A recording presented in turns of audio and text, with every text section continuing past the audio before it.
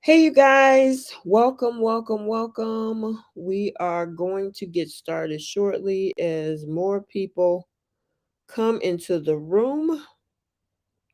So, if you are here, state where you're from, whether you are in Australia or if you are in the US. Were you here last week? Did you guys enjoy the live that we did last week? So I'm going to wait for some folks to come in and then we will go ahead and get started. So give it a few more minutes.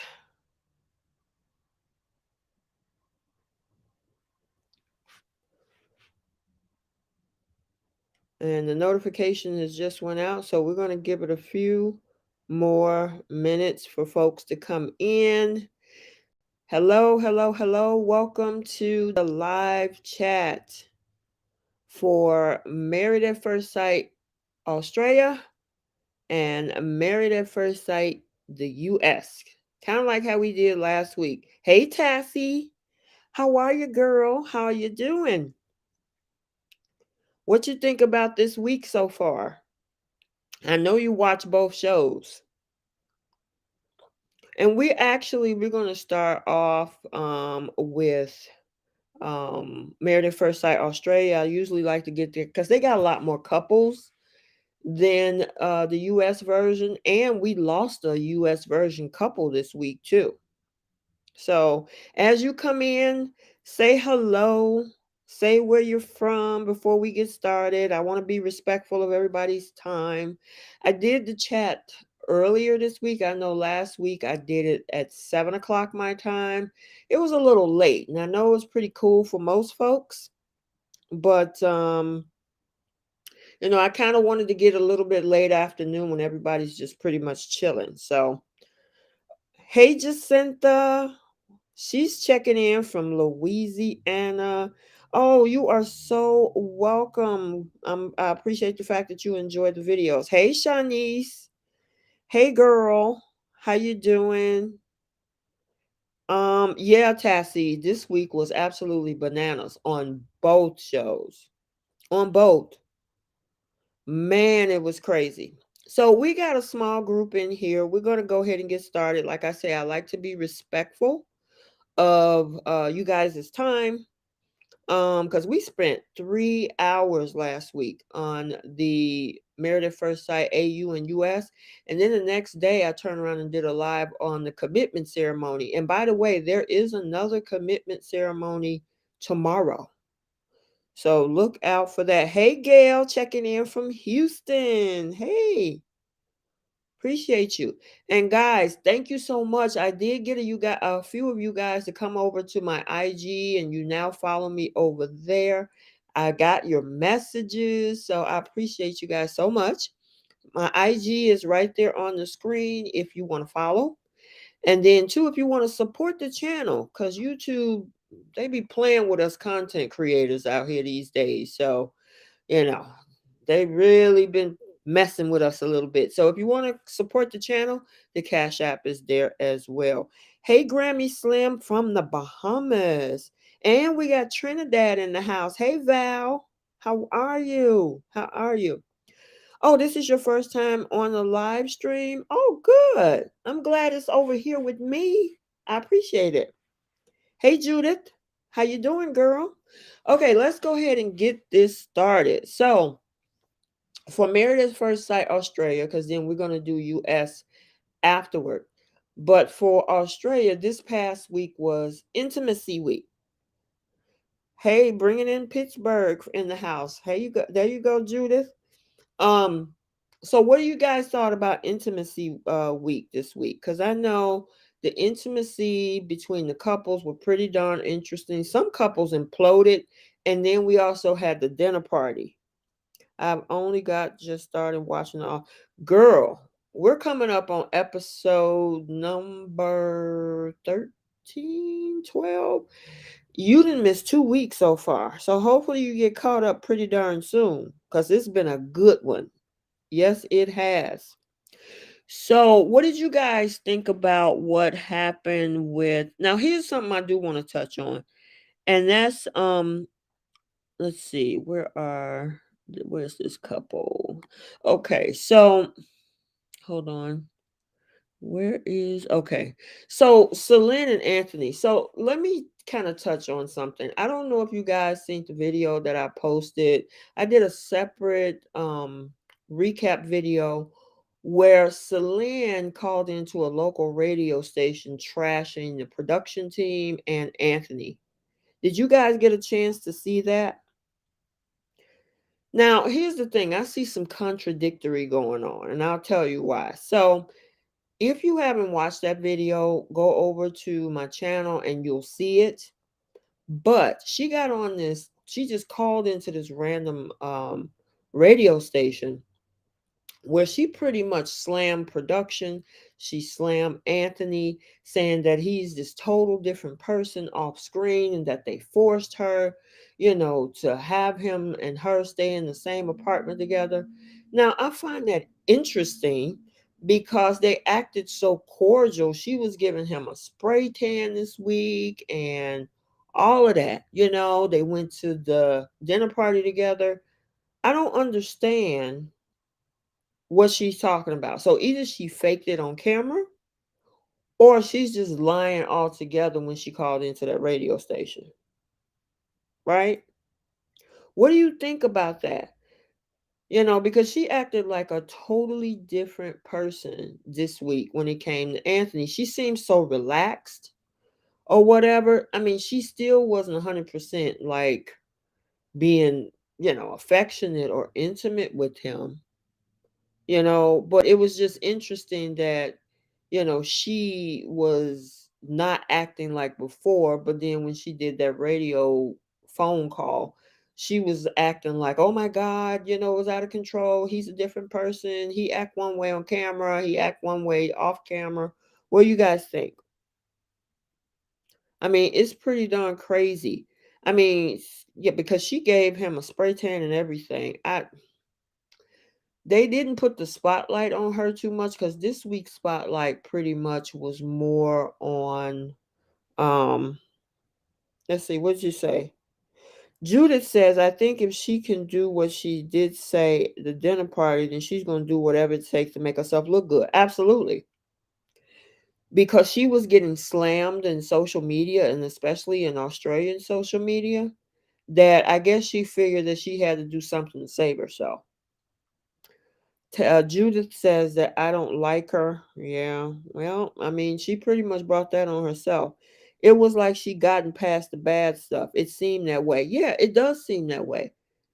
And so that's why when that came out, I had to share it to my channel because I was like, wait a minute, you saying one thing over here, but then you acting like everything is fine this week on camera. Um, is there an intimacy episode for the U.S. season? N- Uh, mm, I don't think Dr. Viviana did what Alessandra did and make it a whole week thing. Sometimes she'll Dr. Viviana just have a conversation with the couples, trying to figure out, how to build sexual intimacy and things. But she don't send over games and stuff like Alessandra does. Valerie said the change was huge, but I thought she decided to give it a fair shot. Yeah, that change was huge. So either she's a great actress or she was lying on that radio show. Jacinta says, I think she's still faking it. Of course. I mean, that's what it seems like to me. You speaking and you acting one way and then you speaking in a different way. It's like polar opposites. I mean, I don't understand. If you should have just, I don't know. I think what it is, she just wanted to save herself. She saw that people were coming for her. And, of course, she went into the public eye because I don't think she was supposed to do that. Because what it was described as is her going rogue. They even had to try to chalk with the production team, and the production team was like, no, we don't do that. And um, we offer therapy and things like that. So, it went that far. Jacinta said if she's a narc, like she seems, then the true odds of her changing is very slim. Might just not want to look bad on TV, or is scripted, which I am starting to suspect. You know what? That's possible too. Maybe they just had a script. That's a possibility. Could this be, because that's what some people are saying about Holly and Andrew. They're saying the same thing about Holly and Andrew, because I was seeing different things on social media that Holly is an actress. So was she acting too? Is this show not recorded already? Yes, it is. They did recordings or filming back in September. Hey, Kasha, how do you pronounce that? Cashilius? Welcome to the live. Yeah, they do. Usually they do pre-recording or filming like maybe 4 to 6 months in advance. Judith said, Tassie, that's why I like Australia Married at First Sight better. I like the dinner parties and confession week or day. The three specialists are more in tune with the couples. Absolutely. Because we got to talk about Pastor Cal and that whole conversation that he had with Chris and Alyssa on the US version this past Wednesday. A lot of people are not happy on how he handled that.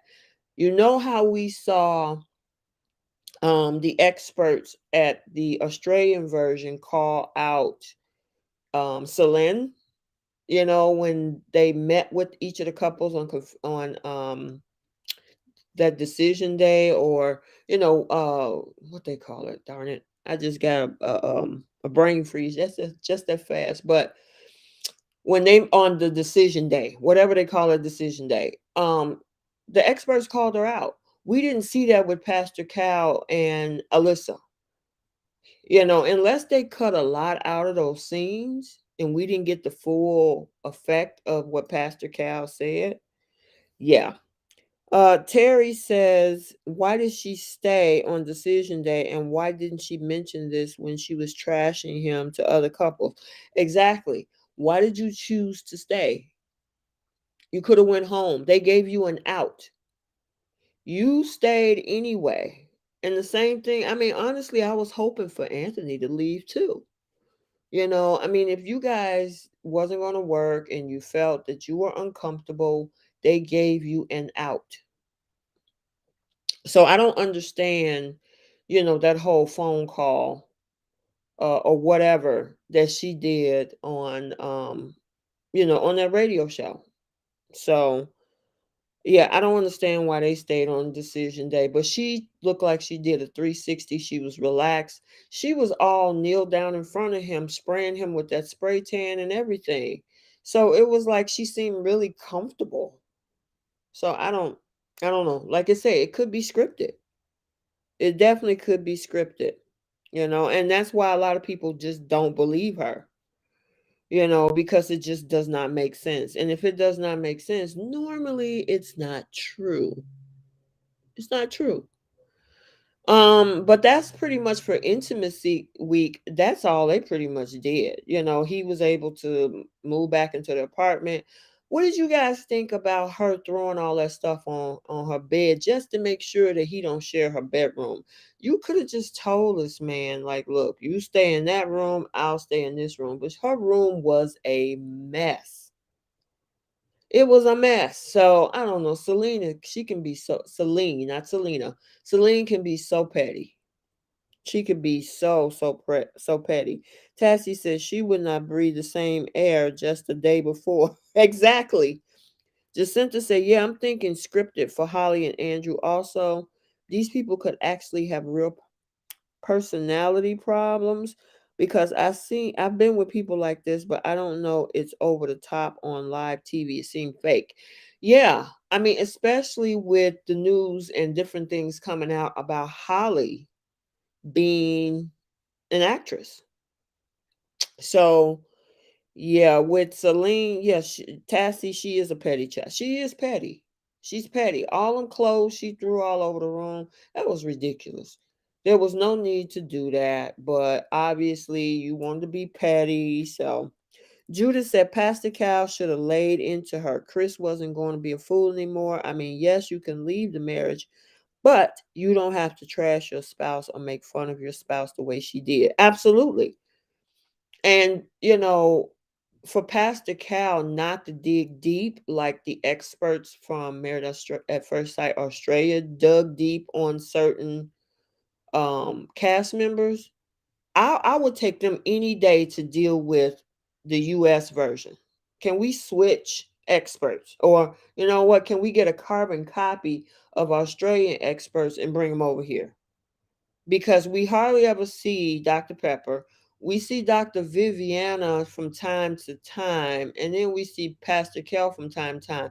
We have seen these three sets of experts from Australia not only calling them out, but they watch what's going on and they let us see that they're watching what's going on. And that's good to know that they know what's happening. Um, Judith says, I think Celine is a pretty big baby. She needs to grow up. You're supposed to act like a classy lady. Yeah, like I said in the beginning, Celine fooled a lot of us because when they got married, she was like, oh my God, I think this is a great fit. This is perfect. He's awesome. He's this. She was singing his praises. She did the little dance of her culture for him. I mean, it was like, okay, this could be great. And then the next day, everything went to crap. And she became petty, vindictive, mean, cruel, manipulative with the other girls. I mean, it's just been a crapshoot after day one. Tassie said, I would love that. You would love the experts, the Married at First Sight Australia experts over here. Absolutely. I would totally agree with you. But with this too, because we're talking about intimacy week with the Australia contestants, they really didn't have too much. He moved in and the whole spray tan thing. Now, let's talk a little bit about the dinner party because they really, I think she tried to have a conversation with Holly as a listening ear. And then we saw Anthony having a conversation with Andrew. Am I correct? What do you guys think about that conversation? I think Anthony gave some good advice in that situation. I really do. I kind of wish Anthony would get a do over. Kind of like how we want Chris to get a do over on the US side. I would absolutely love, love, love to see that. Let me see. Yeah, I would love to see them, have a do-over. I agree with you. Okay, so Judith said that's so true. Yes, they need to know what the couples are doing. It seems like Celine has two personalities, and yes, Anthony did give good advice. He sure did. But I just think that, you know what, and let's move over to um those two, Holly and Andrew, because I'm so over these two. I really am. They've been playing games. I already talked about core values, which is something I talked about at Love is Blind. If you guys follow Love is Blind, I did put two new recaps over the past week or so. But core values are extremely important in relationships. So glad. Hey, E-Love. Hey, girl. How are you? So glad I caught your live. Yes, I appreciate you. Welcome, welcome, welcome. But With these two, that's why either this is scripted, they're playing games. He's supposed to be a motivational speaker. She's an actress, even though they got her job listed as something else on the show. But I mean, they've been playing games. Now, granted, I will say, like I said earlier in the season, that if he does not want children, she does want children because her fertility window of opportunity is closing. She needs to be with somebody who wants kids right now. And that's not happening. And so why did she just well, here's the thing. She said she wanted to stay. But she said she only said that because she wanted to see his reaction and response. He decided to cross out leave and say stay, right? And then she turns around at the end of the whole thing. When she walked out, she was like, "Well, I just wanted to see what he was going to say, but I really want to leave." I'm like, "Then leave already. Why play games? Why play games?" Right? Let's see. So Elove said, "You still like Holly?" Okay, cool. Cool, cool, cool. Let's see.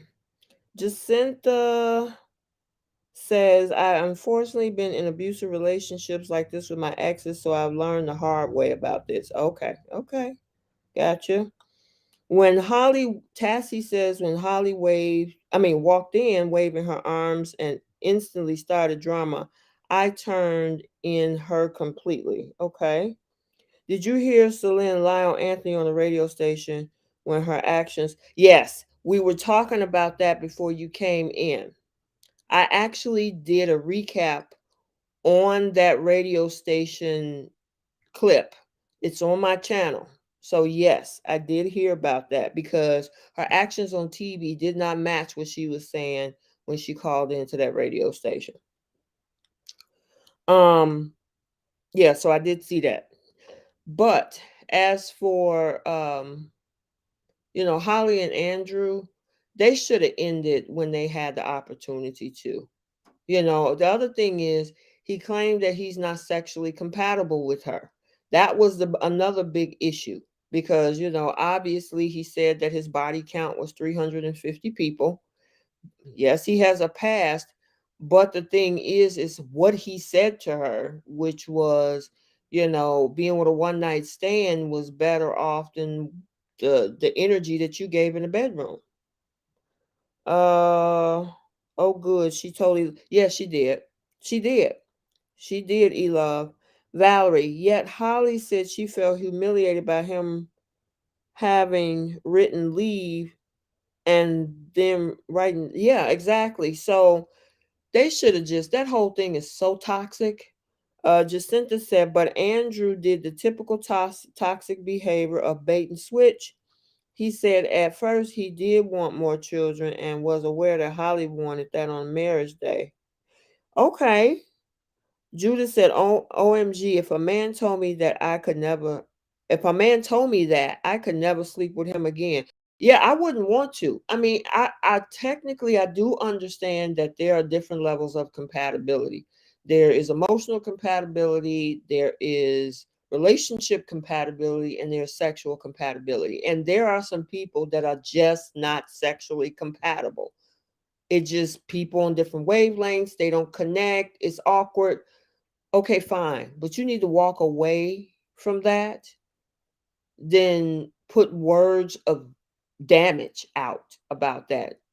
It's not working between us in the bedroom. I mean, could it have been something that they could work on? Absolutely. I mean, that's what they got, toy stores and edibles and all these little tingly potions and everything out here, right? But from what he said, like you just said, yeah, why sleep with a man again who is not sexually attracted to you in the bedroom? Why keep that going? You know? Um, yeah, that was facts, E Love. Jacinta says Andrew is playing so many emotional abusive games with the leave and stay thing, everything else. Holly did respond a bit dramatic, but it's understandable. They need therapy. They need to go home. And finally, it looks like that's the case now with Andrew because we're still going to see Holly tomorrow. Tassie said, did he think she want to improve after he said something? Yeah, that's going to be hard to come back from. You know, when somebody says that it's just ain't clicking in the bedroom with you and we're not sexually compatible with each other, that's something that's hard to come back from. Now, there are people that are like, okay, what can we do to make it better? I know that that happens, okay? But in this situation, there was no coming back from that. So why did she even want to stay? Why did he want to stay? It just doesn't make sense. My desires would be gone. Knowing he thought the one night stands and compared me to them, it wasn't going to work. Absolutely not. It wouldn't. Valerie says, I think Andrew did allow for the fact that he and Aunt Holly were still strangers. Okay, so did he gave a little bit of room for that, Val? Jacinta says that she relate, love, and sorry you went through it as well. It's terrible. Absolutely, it is. It's absolutely terrible. Judith says, when's the next episode on? Tomorrow. So, Married at First Sight Australia comes on Sunday through Wednesday. Sunday through Wednesday. So there should be a new episode tomorrow. There's another commitment ceremony tomorrow, which Holly, because Andrew left, which we saw at the dinner party, Holly is supposed to get some form of revenge at this commitment ceremony tomorrow. So whatever that means, we'll get to see it tomorrow. Plus, there's a new wedding that's coming up too. So we got another couple that's coming. So I don't know if that's to replace the whole Holly and Andrew scenario that is now over, thank God. But I'm glad that this is coming to an end. Elove said, what pissed me off was the other women refused to hear Holly point. They did more damage than good. Well, here's the thing. So at that dinner party before Holly got there, we saw Andrew pretty much trying. I don't, it was a weird scenario because he tried to make it look like, yes, I did wrong. I treated her bad. So he got them to feel sorry for him because he made himself look like the nice guy or that he took the high road and took accountability and all of this. So everybody tended to, and especially, what was her name? Olivia. Olivia was definitely not feeling the situation with Holly.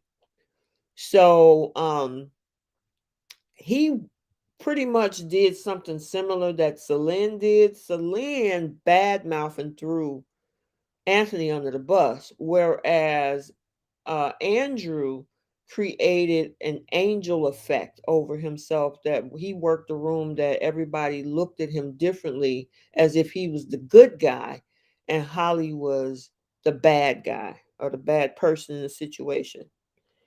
Um yeah, Sunday, Monday, Tuesday, and Wednesday, yes. Nah, Andrew did the same thing Celine did, and they all fell for it. Yeah, they just did it in two different ways. They did it in two different ways. He made himself look like the good guy. She decided to throw Anthony under the bus. So Celine did not try to say, oh, I'm just so hurtful and helpful. Yes, she did say, some things that she claimed he did, but she threw him under the bus about the whole leaving. He left, he left, he left. Whereas Andrew was like, oh, I'm sorry. I shouldn't have did that to her. And I got to take accountability for my actions. So he transformed himself into an angel. So with her acting the way that she does, it made her look irrational before she got in the door. I think Valerie says, I think Andrew and Dominica might have been better pairing based on their sexual requirements. Oh, yeah, they most definitely would have been sexually. compatible. I don't know about anything outside of the bedroom because I don't think the way that Andrew speaks, Dominica is not going to take that off of him. That is absolutely out the window. But in the bedroom, oh yeah, they probably would have been a match. Oh yeah, go ahead. We'll see you in a few minutes, E Love. But yeah, I mean, and Andrew worked that room. He had people feeling for him, and even the experts was like, "Wait a minute, were they watching the same thing that we were watching?" Because they were feeling sorry for Andrew and saying, "Oh, it's nice you're taking accountability." And then, of course, when Holly comes in there swinging her arms, and then she moved the chair from next to him and drug that chair to the other side of the table, and the women were giving her the side eye. Now, DeMonica was still kind of half and half because she's looking like, "Yeah, I hear you, Andrew, but I'm not 100% sure on that." Right? So I mean, she started to ask more questions, but Olivia wasn't hearing it. But Olivia was giving Holly the side eye so far. I mean, she was like, "I ain't trying to hear nothing you saying. You're being petty."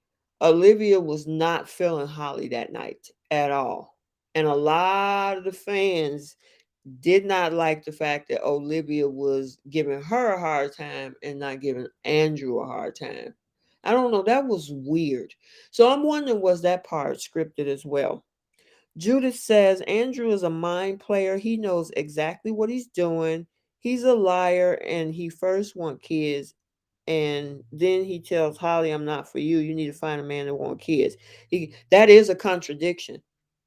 If he said at first he wants children and then he turns around and said, "I don't want children. I'm not the man for you." Oh, absolutely. That's a contradiction.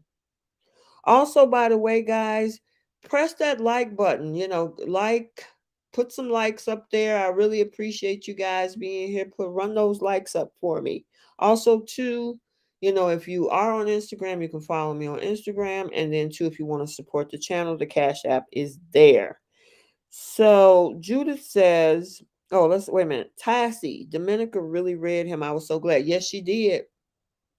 She didn't buy everything or the energy he was bringing in that room, right? She was like, "Nah, it's something else to this." And she definitely read him. Yes, she did. Judith says she was so upset because he called her narcissist when they were doing the experiments. Yeah, and she walked him to the door too. She walked him to the door. I don't, I still don't understand why they stayed on for another week when they had the opportunity to leave. Just in itself, by what Andrew said to her about the one night stand thing and not wanting kids after he said that he did, she should have been done. And if he doesn't want to be with Holly, he should have been done. They shouldn't have been on the screen this week. Um, Jacinta said exactly, Judith. He's a master manipulator. Tassie says the way she started looking at him was great. I know, right? Dominica definitely got some looks on her face. When she is looking at, especially at these dinner parties, and when she gave that look to Anthony, which that was, of course, not the right thing to do. Her looks are just, it's priceless. And then when she gave this look to Andrew, oh, that was hilarious.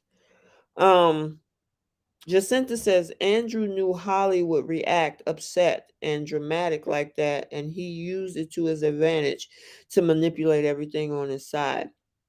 That's why, and he said that. He said that she listens to her. She's a reactive person. So he knew that. So when you're dealing with somebody reactive, if you push the right buttons in a person like that, what normally happens is that they're going to react emotionally and the other person is going to look calm and stable and that make you look like the crazy person. So he knew exactly how Holly react because she's a very reactive person. But the question still remains, are these two acting? Was this scripted? Because none of it makes sense. None of it makes sense. Because they should have went home. They definitely should have went home. All righty. But yeah, their intimacy week was nothing. They didn't do too much of anything. Um I think, did they do the look into each other eyes type of thing or hold each other or something? I don't know. I don't even remember because it was pretty much meaningless after the whole dinner party. It kind of wiped out everything. And then, of course, Andrew was done. He was done. He was like, you know what? I'm done. Take this stuff. I'm going home. This time, hopefully, he's gone for good because he said that last week when he left the room and got a separate room and then he came back. So hopefully, he's gone for good. Okay, so Tassie says, can we talk a sec about Holly chewing off Al's ear, giving him advice he never asked for? That whole scene was crazy. It made her look, now this was something totally unrelated to Andrew, right? She's changed the subject because I think Al wanted to see how she was doing. And then she flipped the subject back to him, trying to tell him how he needs to be in his relationship with Sam. And he's looking like, that look on his face was priceless. He was like, what are we talking about here? And she was standing up and walking and just running off at the mouth. I thought that whole thing was crazy. Jacinta says, them staying makes me think it's scripted as well. Yeah, I think it was because there was no reason after week, what, one? Or right before the first commitment ceremony, there was no reason for before the first commitment ceremony, there was no reason for them two to stay together. They were done. And for them to stay for another week, and then we have this colossal turn of events, it was absolutely ridiculous.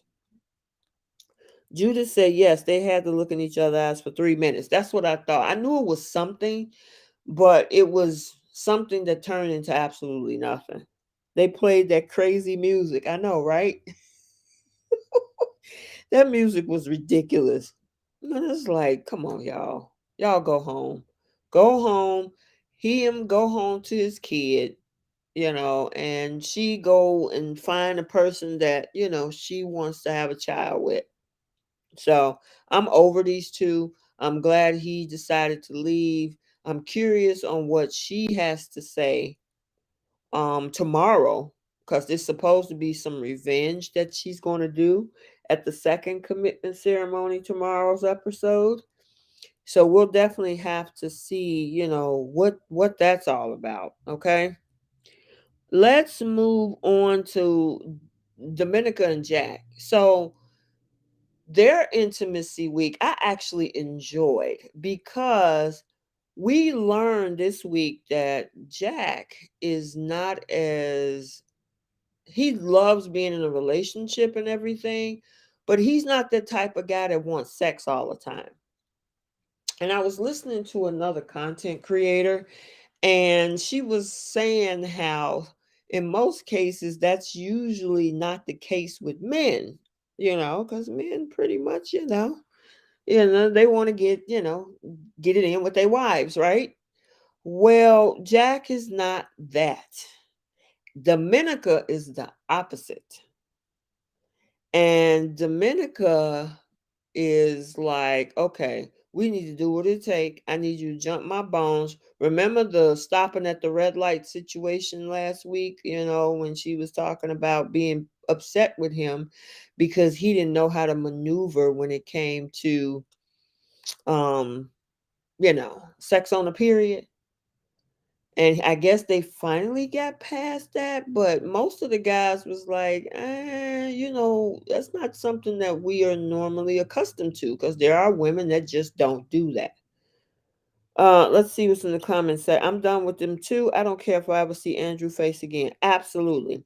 Jacinta says, yeah, they did the hug, a looking in their eye, and Holly shared she felt emotionally drained. That's when Andrew called her a narc and she showed him the door. Okay, cool. Yep. Now that I remember, that's exactly what had happened. Cause I mean, I was so over them. I just wanted to get through that scene. I wanted to get through that scene and be done. Um, so what we saw with Jack and Dominica, she got and he got a chance to go pole dancing. Now, did you guys find it interesting that Jack looked like he was knowing what he was doing a little bit on that pole? Now, look, I do know that pole dancing is an exercise, but he got up there, he wasn't afraid of anything. And I'm like, Jack looked like he know what he doing. Now, you can tell DeMonica, on the other hand, most definitely knew how to do pole dancing. I actually thought that was pretty cool though, because like I said, pole dancing is an exercise, but they did really well this week. Um, the fact that Jack is open, it's not like he took offense and became insecure when Dominica was like, you need to bring up your libido a little bit more. He actually decided to be open and do the work, which I like that, because in a relationship, when you first meet, you're not going to always be at the same level, and some things have to be adjusted, right? And he makes the adjustments, and to have a wife that, is like, I want you, please act like you want me too. I don't want to have to ask you all the time. Can you just come and just grab me and jump my bones? That's the Monica. So, um, I do think they got a lot of things in common. They enjoy each other. So there's no issues there. Yeah, Jack was game. He sure worked that pole. Yes, he did. I was looking at, because I mean, most guys is not going to even get on a pole, right? But he had no shame in his game. He got up there and he looked like he knew what he was doing. Yes, he did, Valerie. But I don't see any big issues with them. Judith said, Jacinta, yes, that's exactly what happened. He deserved the door. Wished it would have slammed him in the rear. I know, right? Yep. And then he walked himself out at the dinner party. So peace out to Andrew. Well, what do you guys think about Demonica and Jack? Do you think that they're going to last? Do you think that Jack is going to backslide and get comfortable again? And because at some point, if she's always high energy in the bedroom and he's not, is he going to be tired at some point and say, "Look, Dominica, we've been going full speed ahead for the last months, weeks, whatever. I don't know if I can sustain this." I mean, he might. What do you guys think? Judith says, yes, I love them. Yes, I think they will last. I think they'll do fine too. I'm just wondering, is at what point does he get tired? Or, because she wants it all the time. She wants it all the time. So, and that means there's no off days, because she even wants it done during her menstrual cycle too. So, yeah, that's going to be interesting if he can sustain that. Um, let's see. Let's see. Jack and Dominica do not shy away from the difficult conversations. I think they have a chance. That's I will say that too. They got good communication. So the fact that they can actually talk about these things, and you know, um, they're willing to do the work, they'll be fine. You make a valid point. Oh boy, I don't like that part. Yucky, sorry. Okay. Um, but yeah, they definitely have a lot of compatibility. So I think they can go long term. The question is, whether or not the two of them can sustain that high energy sex life that Dominica wants. Tassie says compromise is needed here. Absolutely. But is she going to be willing to compromise on some days where he was like, oh, I'm not feeling it today? Is she going to get into her feelings and get upset about it? That remains to be seen. So, you know, I I'm hoping that they can compromise and communicate and work through it, which I think she loves her husband enough to say, okay, I'll give you a break today, honey, but you need to come back full force tomorrow. So we'll have to see. All righty. Let us move on to this couple, Brent and Tamara. Now, with Brent and Tamara, they had a rough week. And it all stemmed, they were being petty all week. All week. Um, it stemmed off of that whole original tape that Tamara did and how pretentious she was. And Brent can't seem to get over that because at the first commitment ceremony, he was 100% sold on Tamara. He thought that she had kind of changed her mind about perceptions of money and certain cars the man drive and all of that.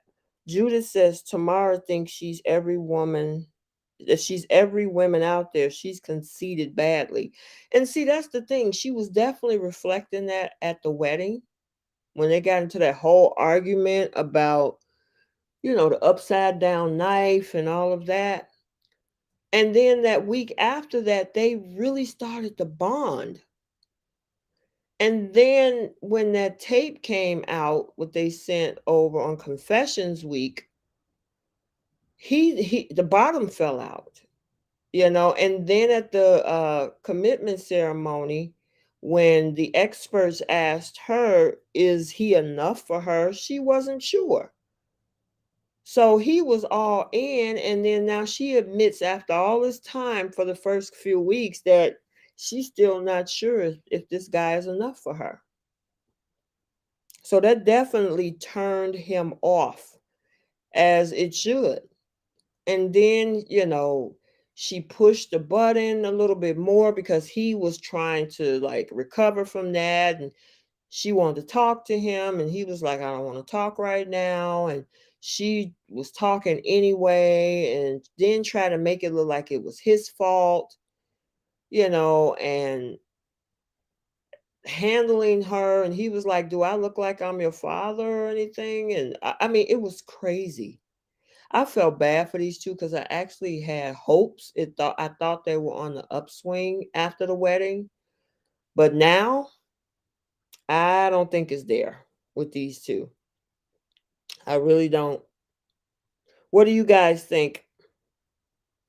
I honestly think that this one is on it. Unless there's a turnaround and she, have some conversations with him to reassure him, that, listen, that's how I felt at the time. I need to make sure this is what I want. Don't lead this man on, making him think that you're all in when you're not. That's the horrible thing about Tamara at this point. I don't think they would stay together. Yeah, I think Brent is at almost at the point of no return because that's going to be hard to come back from. You know, um, when somebody says that I'm not sure if you're enough for me, and it's like Tamara, you had those types of guys, but obviously that didn't work. Now you got a guy who you can have fun with, you can enjoy and everything. And what do? That's still not enough for you. Hate to do this, but I gotta log off. Love one and all. Oh, thank you. Thank you. Make sure, hopefully, you hit the like button on the way out, Tassie. I appreciate you. But Judith says she's draining me. She's all about what you drive, the money you make, and how big your house is. Yeah, I mean, what about everything else? I mean, he definitely keeps a smile on your face. You guys are happy together. You're having fun together. What's the problem? What's the problem? You know? So, I mean, she could actually have a great guy and she's about to push him away because she want all of these other things. Now, she did mention that she does not want a guy that she has to take care of because that's what she dealt with in the past. She has this great career, and the guys that she's dealt with in the past, they're pretty much being, looking for somebody to take care of them, and she's not wanting to do that. I totally get it. But that's not Brent. You cannot make him pay for choices and situations that you were in prior to him. That's not fair to him. You know, I mean, he's willing to be there. I mean, only issue that he has a foot phobia, right? But other than that, what's the issue? Judith says, yes, happiness isn't money, it's temporary. Exactly. It's fleeting. You can have a ton of pile of money. If you by yourself, that still doesn't make you happy. It's nice to have somebody. And this guy, Brent, he's really into her. And I mean, he got through that first night because she really had a wall up on the wedding night and have him run around in circles trying to get him apologize for stuff that didn't make sense and being petty. And he stuck through all of that with you. And you don't know if he's good enough for you? All because he is a hospitality manager? Okay. I don't know. She needs to reevaluate her priorities. Um, but their intimacy week, what do you think about it? It didn't really go that well because they spent a lot of time arguing with each other, you know? Um, Tamara did explain to Brent what she meant when she said she wasn't sure, and he did feel better. Yeah, for the moment. But then they turned around and got right back into a whole nother blow up right before the dinner party.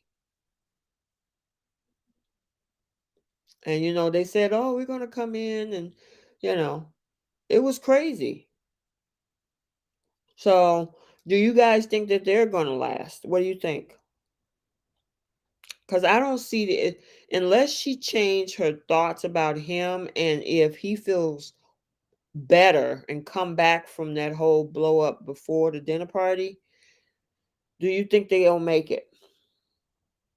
I don't know. I'm not sure about that yet.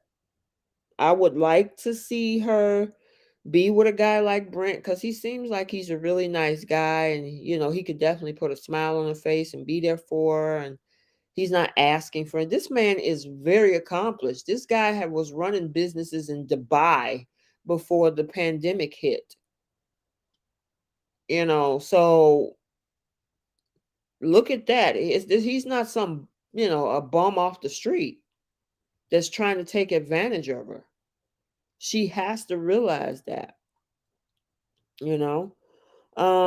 When they did kiss for 5 minutes, she laughed the whole time. I don't understand why she can't hold her composure.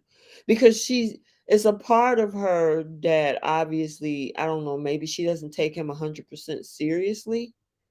Because if you notice the couples that did, really melt into each other, that's because they respect the relationship, right? If I respect the relationship, I'm not going to be acting silly and goofy and, oh my God, this is so funny. No, this is a moment where you guys need to build intimacy. Valerie says it will take much work for them to make it. Absolutely. I don't know if it's going to be hard to come back from that with Brent. I mean, yes, he felt a little bit better from her explanation, but at what point do she let her guard down and say, okay, Brent is not going to take advantage of me? He's really a good guy. He makes his own money. He's not going to be looking for me to take care of him, stuff like that. I like Brent and she doesn't give him enough credit. Nope, she doesn't. She does not. But I think if she had relaxed and just enjoyed a moment, they probably would have had a great intimacy test or task that they would have really enjoyed, you know? but they missed the mark on it because of all of the upheavals that they had. So, and she was acting silly during that kiss. Yeah, I don't know if they're going to make it, guys. I don't know. We'll have to see, but I'm not too sure about them. So let's move on to Mitch and Ella. Ella. These two were hot, spicy hot in the beginning, right? They decided to stay together. And then we start to see where their intimacy task was to do a makeout session. And he talking about, I don't, why should we do that? That's stupid. That's crazy. I don't want to do that in front of the cameras. Mitch, you were the same guy who did a handstand in the shower with your butt showing and the cameras were right there. So you're okay with that, but you're not okay with doing a little kissy makeout session with your wife on camera. They didn't say take off your clothes. They just said a little short makeout session. Uh Judith said, "Oh my God, they were ready at the altar." I know they were licking their lips like they were looking at a meal that they hadn't had in months or years. I mean, Ella kept licking her lips. It was like she couldn't wait to get to that man. They couldn't wait to get to each other. And pretty much they spent most of their first few days in bed. Now, he had a connection, she had a connection. Remember, Mitch was the one that doubted the experts about whether or not this could work. People just can't get together. And so, um, yeah, I mean, it was crazy. And like you said, Judith, that didn't make sense. You get to kiss your sexy woman for 5 minutes. Five. And he was like, no, I don't want to do that. That's crazy. Why should we have to do that? He was also the person that didn't know how to, in confession week, he didn't know what questions to ask to go deep to get to know his wife. So, are you looking at this marriage as something casual? Oh, we just hang out and see how it goes. And, we're intimate with each other and we do this, that, and the third. I really don't have to know much. And I really don't have to do all this extra stuff. I just want to keep doing what we're doing. However, I will say, even though Ella's not happy about it, she goes along with it. Um, Judith said, yes, Mitch did. That's right. Yeah, go for it. It's romantic and you don't know where it's going to lead to. The bedroom. Yeah, that's funny. Yeah, Mitch knew that's where it was going to go, but you're talking about 5 minutes. And you're talking about on camera. I mean, they didn't tell you to take her clothes off or run your hands in places that you couldn't normally see on US TV. I mean, seriously, 5 minute kissing makeout session. And he thought that was too much for the cameras. Yeah, I didn't get that. Judith says she accepts what he says. Yes, she does. Even he puts his foot down. She don't like it. But she's like, okay, well, I'll just go along with it. The thing about that though is that if she don't speak up and say, and here's the thing, I'm not about being rude, disrespectful, male or female. She could have easily said, hey, I want to this we're I want to experience this experiment to the full extent with you. It's just a task. This is what we need to grow our intimacy. Can we just do this? And I would hope that Mitch would be like, okay, fine, let's do the 5 minutes. And he could have made it fun, saying, okay, are you sure you want to do this? Because it could lead to something else. And it would have made a more playful scenario than him putting his foot down. She's not happy. And then she chooses to just accept it. Yeah, I understood what you meant, Judith. I totally understand where you came from. But yeah, I mean, it's a situation where She's not happy with some of the things that he's saying or don't do or want or will do or won't do. The problem with that is that at what point is she going to boil over? Because at some point she's not going to want to just sit back and accept it. So it's best for her now, early in the situation, to kind of establish healthy boundaries, not negative boundaries in a relationship, healthy boundaries to say, hey, I want you to go deep. Ask me questions about my family. Ask me questions about my childhood. What do you want to know about me as a person outside of the bedroom? Or with intimacy week, let's do the session. I want to experience this. This is part of what we supposed to do when we signed up for the process. Let's try it out. She needs to say those things in a healthy way where she doesn't start resenting him, because that's what's going to happen. Judith says if she can do that, they won't have any issues to deal with. I thought she should have said it nicely. Exactly. I want to do this. So Mitch, I want to do this. So Mitch, could you do this for me, please? He may have. Absolutely. He didn't have no problem making out with her after the wedding when they were taking pictures. So that makes no sense. You are absolutely right. And that's what I was saying, Jacinta, earlier, is that he's the same guy that was doing a handstand in the shower with his butt showing the camera. You don't have a problem with that, but you don't want to kiss your wife in a short 5-minute makeout session. And like you say, they were making out in front of the cameras after the wedding day when they were taking those pictures. So what are you talking about?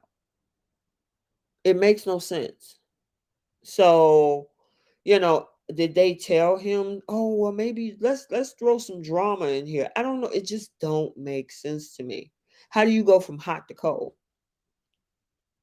You know. But I really like them. They got a lot of chemistry. I just want that relationship to go deeper. Right now, it seems kind of superficial and foundation based on sex only. And he needs to go deeper to know who his wife is, and she needs to go deeper to know who her husband is. Jacinta said, and they are married. So how is he looking at things so casually? It's like some of them couples are totally missing the main point. This ain't playing first date. They both agreed to get married. Absolutely. This is your wife, supposedly. Now, I know that the ceremonies is different in AU and in the UK versus US, because over in the US, you have to get an actual divorce in the courts to break up the weddings that you did. Over there, it's a different type of ceremony, but still, it's your wife. So, I mean, why are you moving in a casual manner? This isn't just your girlfriend you've been dating for 2 weeks. That this is your wife, your partner. So I don't understand why he was acting out like that. It just didn't make sense. And I feel sorry for her because she wants to get to know him. She wants to take this relationship deeper, and she's not setting healthy boundaries to say, listen, we need to do this. Or listen, you need to get to know me. I need to know you. You know, she is so beautiful. Yeah, she's a pretty girl. She's a very pretty girl. And I mean, he's definitely not a bad looking guy. They're a very attractive couple together. Hopefully there's more going on behind the scenes that we don't know. But I was hoping for this couple because that wedding was, I mean, the wedding was beautiful. It was intimate. I like their chemistry. I just I just want to see more from them. I really want to see a lot more from them. But if they can go deeper, I think they can last. What do you guys think? I think they can go pretty far if they go deep. So, and him not stonewalling, the situation. Now they had a little brief conversation at the table at the dinner party. And let's see, because we got another comment that came in. Judith said that wedding was beautiful. Oh my gosh, she like a goddess, didn't she? She was absolutely gorgeous. They didn't have no family there. It was just the two of them, and it was roses everywhere. It was, man, it was gorgeous. I will say the weddings on Married at First Sight Australia is 100 times better to me than the weddings over here. Now, I will say Woody and Amani's wedding was absolutely gorgeous. I'm trying to remember some previous other seasons in the U.S. where the wedding ceremonies were absolutely great. But even with season 14 in the U.S., all five of the couples had their weddings at the same venue. Whereas with Married at First Sight Australia, they all had different venues and different honeymoon spots as well, which I think would be great if they did that on the US side. But I think they want the drama from interacting with the other couples on the US side, which is counterproductive to me. Valerie, hey Valerie Olson says, I agree for them. It's go deep or go home. Yep, because eventually, once you get over that sex and it becomes commonplace in that relationship, now what else do you have? What do you have in common? What do you like to do? What are some of your hobbies? Are you allergic to certain foods? Do you want to have kids? How do you want to raise your kids? What is your faith? You know, core values. You have to, what if she, and I don't know the situation, I'm just making up an example. What if he has a faith that he believes in and she doesn't believe in a faith at all? How are you supposed to come together on that? Or if she says, I want 5 kids, and he's like, I don't think we should have kids. We should just be a couple together. You need to know those things. Judith said, "Oh my God, I love Jackson and Olivia. They're my couple of the year, and I think life." Okay, you're right that the values do matter. Absolutely, they absolutely matter because the thing is that how are you supposed to move forward outside of that bedroom in everyday life if you don't know the main basic things about the other person? You know, so I don't know. I hope they make it. I think they can if Mitch decide to not be so stonewallish about the whole thing. But they gotta talk. Jacinta says, I think it would be a shame if they can't go deeper and make it work. But Mitch is so rude to her at that table. Oh my God, I'm starting to think a lot of this is scripted for fake entertainment. Yeah, it just doesn't make sense. Some of this stuff is like, okay, where did that come from? That was weird. Why did he say that? Why did she say that? It just didn't make sense to me.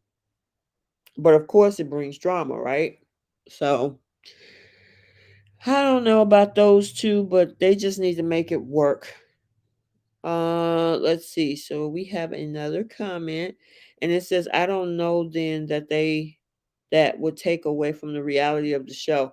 Yeah, because here's the thing. To be honest, these TV shows have to have some form of drama. That's what a lot of these, The Bachelor, Bachelorette, Love is Blind, Ready to Love, Married at First Sight, Love Island, any of these shows have to have some contrast. The contrast would be creating that drama. So now, me personally, I would prefer to see romance all the time. I don't need the drama necessarily. It's definitely something to talk about. But if you, and like some people say, if you want that, then go watch the Hallmark Channel here in the US. I don't know if you guys are in Australia. You have the Hallmark Channel or know what I'm referring to. But Hallmark Channel is pretty predictable. Guy meets girl. Guy wonder if girl likes her. They end up together at the end of the movie.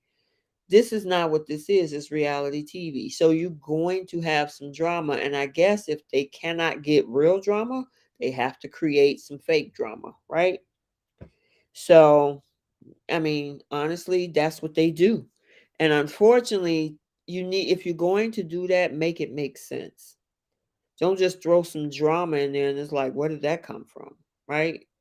So, you know, it's pretty interesting. That's true. It is romantic all the way. Yeah.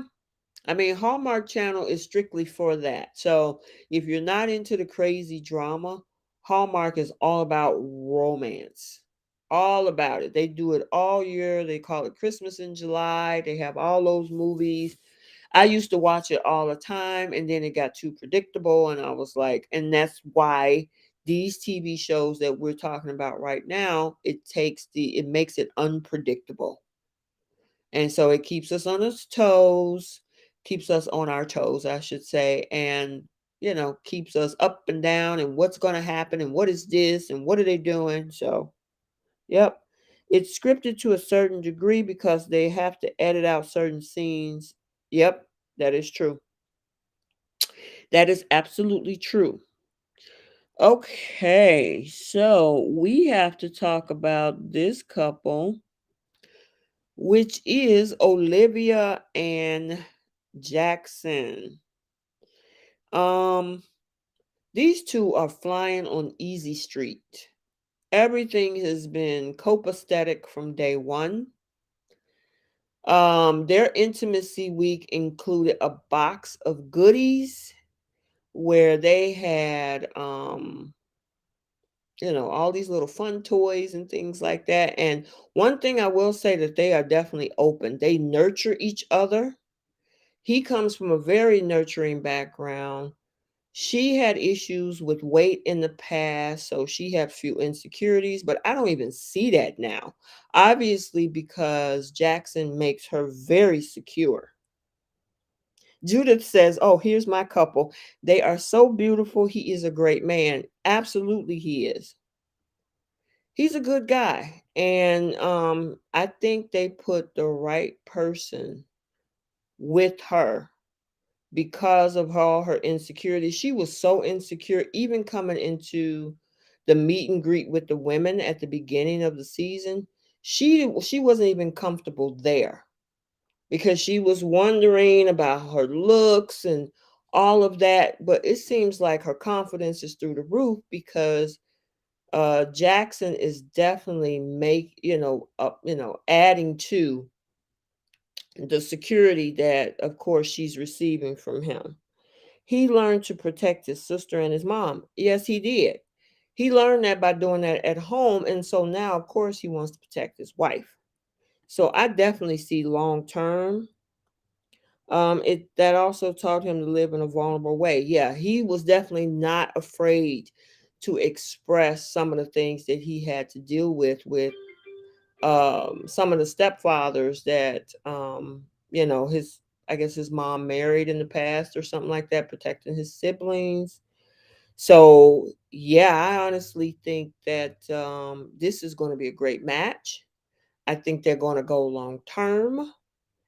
And I also think that we might get babies with this couple. Hallmark is fake too, though. Too many rainbows. Rise is not real. Yeah, exactly. Hallmark. That's what I'm saying. Hallmark is all fictional movies anyway. That's all fake. So you are absolutely right, Jacinta. Yeah, rainbows and roses, absolutely. But yeah, I do see this couple going definitely long term. Babies coming. They're open when they receive tasks from the experts. They get to work. There was no hesitation, no pushback. Why are we doing this? Blah blah blah. My only concern is, and I said this last week, is when the tough situation arise, how do they work through those things? You know. And I don't see him having an issue with this because of course, like I said, he dealt with tough situations in his family, but I kind of want to that's going to happen. Right now they're in a honeymoon phase from what we see. So when life happens and things come out of nowhere that's out of your control, I want to see how they handle those things. Judith said that's what she said she got tired of. Oh, okay. Yep. So I'm hoping for these two that we see some babies. We see some babies with these two because this is my favorite couple. Mitch and Ella was up there. I'm concerned with those two. Dominica and Jack, I would say, would be number three. Selene and Anthony, Holly and Andrew is off the table.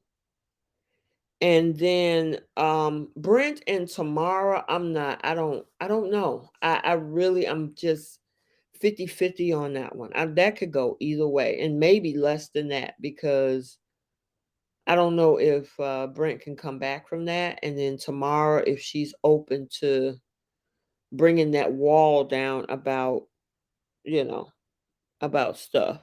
Um, let's see. Somebody had a comment. When you said that about the Hallmark channel, is what I meant. Okay, gotcha. Judith says going to have some babies. Yes, some beautiful babies. Yes, they are. Yeah, I'm definitely looking forward to seeing where this couple go. I follow all of them on Instagram, and of course, they can't reveal anything yet until the season is over. But it's different with Married at First Sight Australia, is that the expert, I would say, production allows the cast from Australia to have their IG accounts open. However, the IG accounts in the US, they cannot have any social media access until the season is completely over. So I kind of hate that because I kind of want to see how people moving and stuff over here, but we don't get that luxury, unfortunately. So that is unfortunate. Okay, so I want to keep it moving and we're going to move on to the US. Y'all ready for the US side? Oh, by the way, stay tuned tomorrow for commitment ceremony number 2.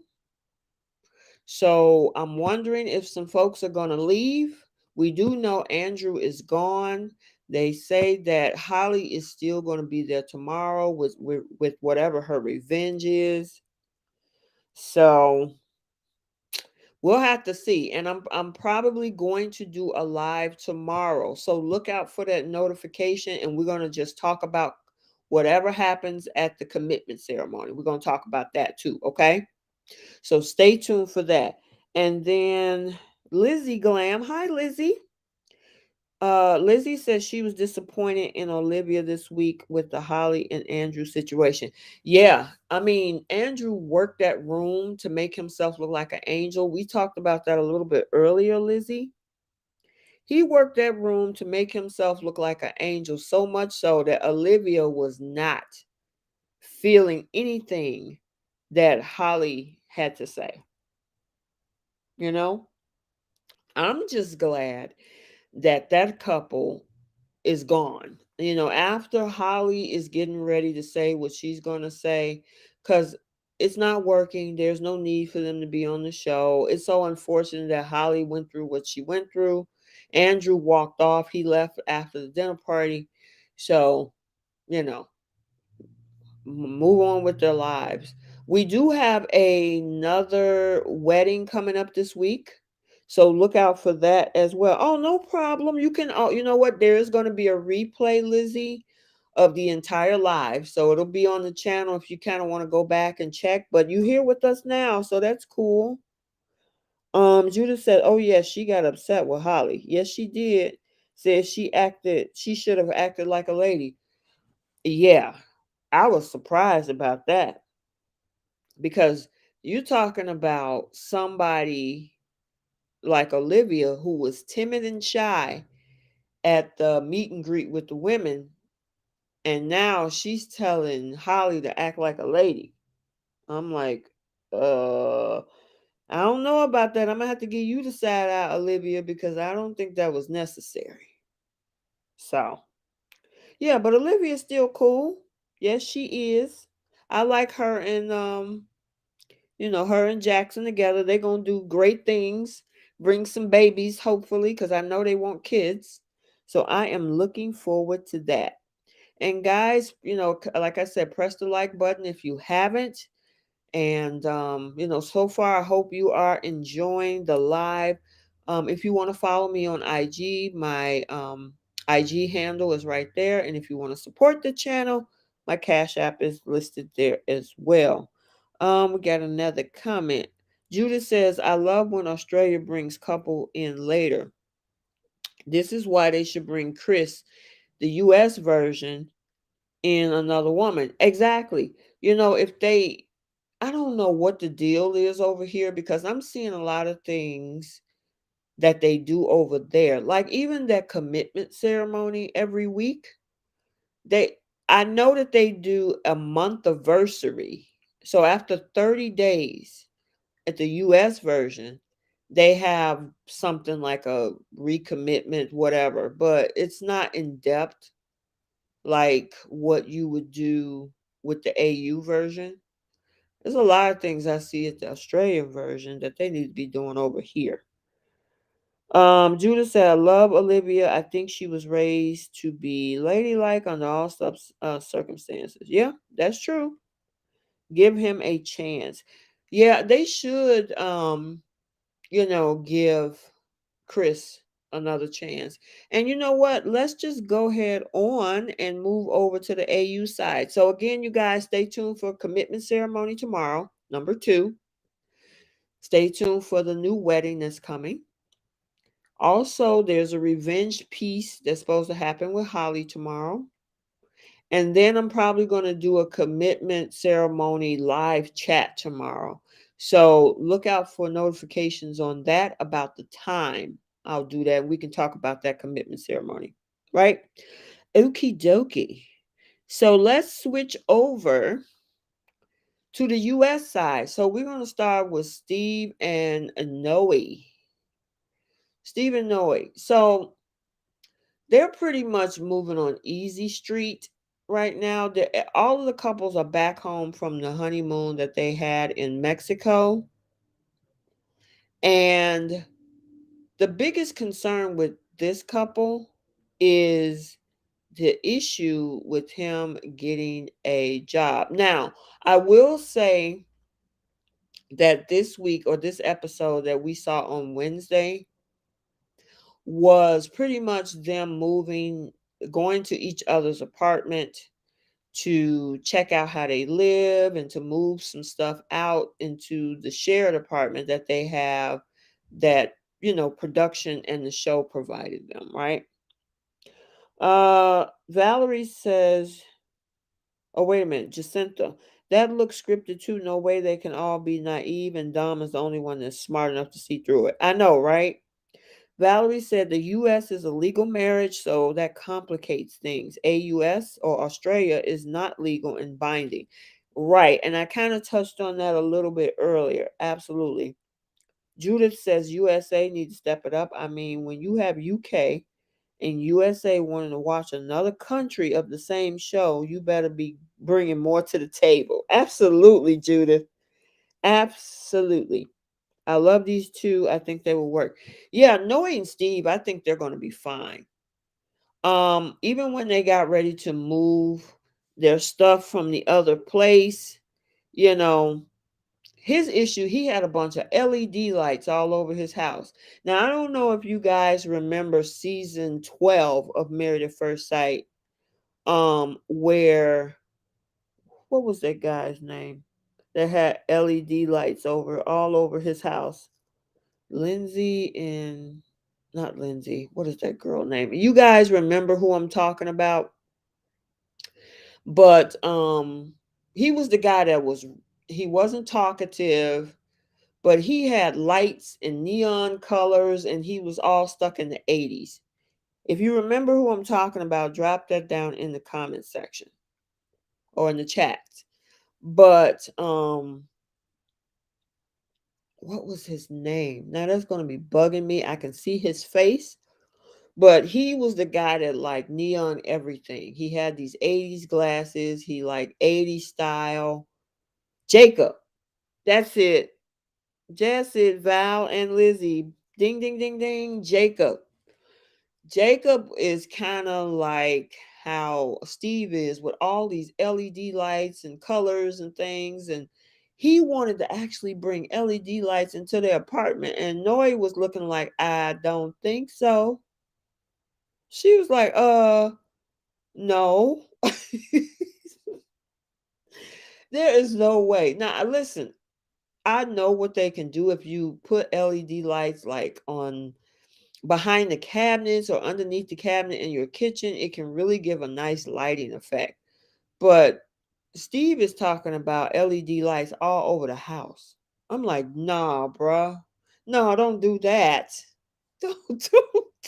Don't do that. And Noe was like, no, we're not doing that. Sorry.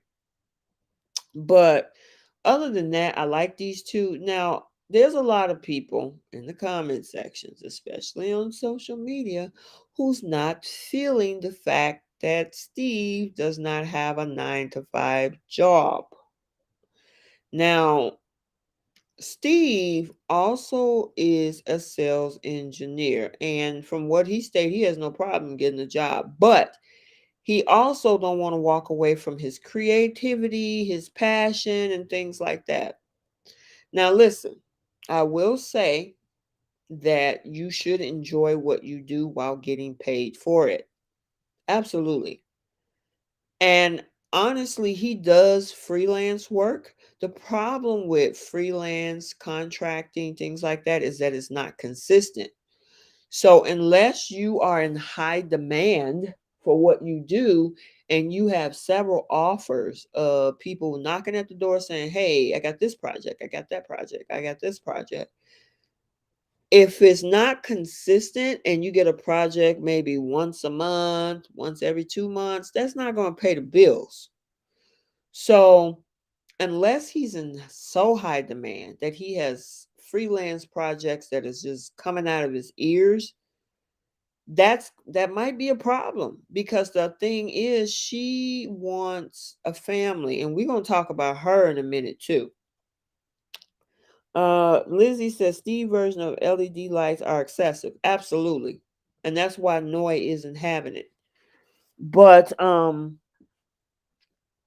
thing is that they need to make a compromise. They need to compromise on several different things, right? Um because it seems like compromise is going to be something tough for them, you know? Because she has issues too. So let's switch over to the situation that she has an issue with is she want 3 kids. She don't want one, she don't want four. She want three. And she wants the dogs to sleep in the bed with her. He's not cool with that. So how is that going to work if a person don't want a dog in the bed with them, and she said, oh no, it's a must that the dog has to sleep with us? And the fact that she is adamant on 3 children, not one, not four, not two, but 3. And the reason that she says that it's 3 that she wants is because it seems like a pattern in her family. 3 is a pattern in her family. So I think she was born in a family of 3. Well, another one of her relatives had 3 kids. Her cousins is in a family with 3 kids. So she figured 3 is a number. And that, of course, was a conversation they had with Pastor Cal. Yeah, that water was disgusting, but and the fish bit her toe. Yeah, that was crazy last week. Yeah. But this whole thing with uh her not wanting a certain amount of kids, Pastor Cal made a point. Pastor Cal said, well, who's to say that you're going to even have one child? Your biology could dictate something else. Who's to say that when you get to child number 2, that maybe this is financially an impact to you guys? And you're like, well, I don't know if we can have child number 3. You don't know what that is. Now, of course, they could shoot for that, but that doesn't mean that that's a guarantee, right? So, you know, I'm glad he kind of called that out in regards to the children's situation. And, he also brought up the whole thing about him and the job situation, because Steve said he wants to be into something that he don't want to lose his creativity. He want to be able to kind of move around. And it seems like he has an entrepreneurial mindset. And I get it. There are entrepreneurs who left their 9 to 5s to do what they love, and they're making a ton of money from it. And that's cool. But the bottom line is that your wife have to be secure in knowing that you're going to be able to provide for the family consistently. Terry says that one of the best conversations Pastor Cal had this season. Yeah, it was one of the best this season. I wish he had a better conversation with Alyssa and Chris, and we're gonna get to that one because I think he dropped the ball on that conversation, Terry. But Noi was annoying me this week. She's 33, he's 38. Let's be realistic. Two would be the best idea. I still love them though. You know what? You're absolutely correct because in 2 years, technically, according to the gynecologist specialist, because I remember this when I was, considering having children. My children are adults now. But 35 is usually when you start going into high risk. Now, there are anecdotal experiences of people past 35, even 40 having children, but the probability of a easy situation after 35, the percentage is a lot lower than when maybe you were 25, right? She's 33. And you're talking about having 3 kids, unless you're going to have a set of twins now and maybe one other child, because most people tend to space the children, unless she's planning on having a kid with Steve every year from this point forward. That's going to be tough because she's going to be almost 40 by the time she get ready to have child number 3. So, Shanice, you are absolutely correct. It's not realistic. If she was 25, 27, then maybe. And look, like I said, there are people having kids, in their late 30s and 40s, but it's not the vast majority. It's just not. That's a smaller number. So, yeah, for her to push that issue of I gotta have 3 and it's like my way or the highway, I don't know about that. She's gonna have to reevaluate that situation. So, but other than that, I think this couple can go far. If she ease up on the kid situation and he make consistent living to provide for the family, they'll be just fine. I don't see no issues whatsoever with these two. Um, Lizzie says Pastor Cal gave Steve and Noy some sound advice. Steve reminds me of the guy from some seasons ago that did not want a 9 to 5 and lived in his trailer while his wife was a real estate agent.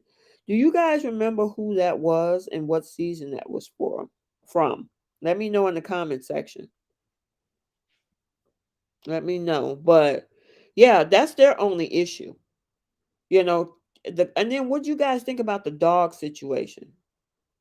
Because listen, I do know that pets are like children to some, to certain people or couples, and that's fine. If both people are okay with their dog sleeping in the bed with them, that's fine. I get it. You agreed upon it, right? But in this situation, you've only been with this woman 8 days, 9 days. I think this was day 9. And she's telling you the dog must sleep with us. And Steve is like, I'm not feeling that idea.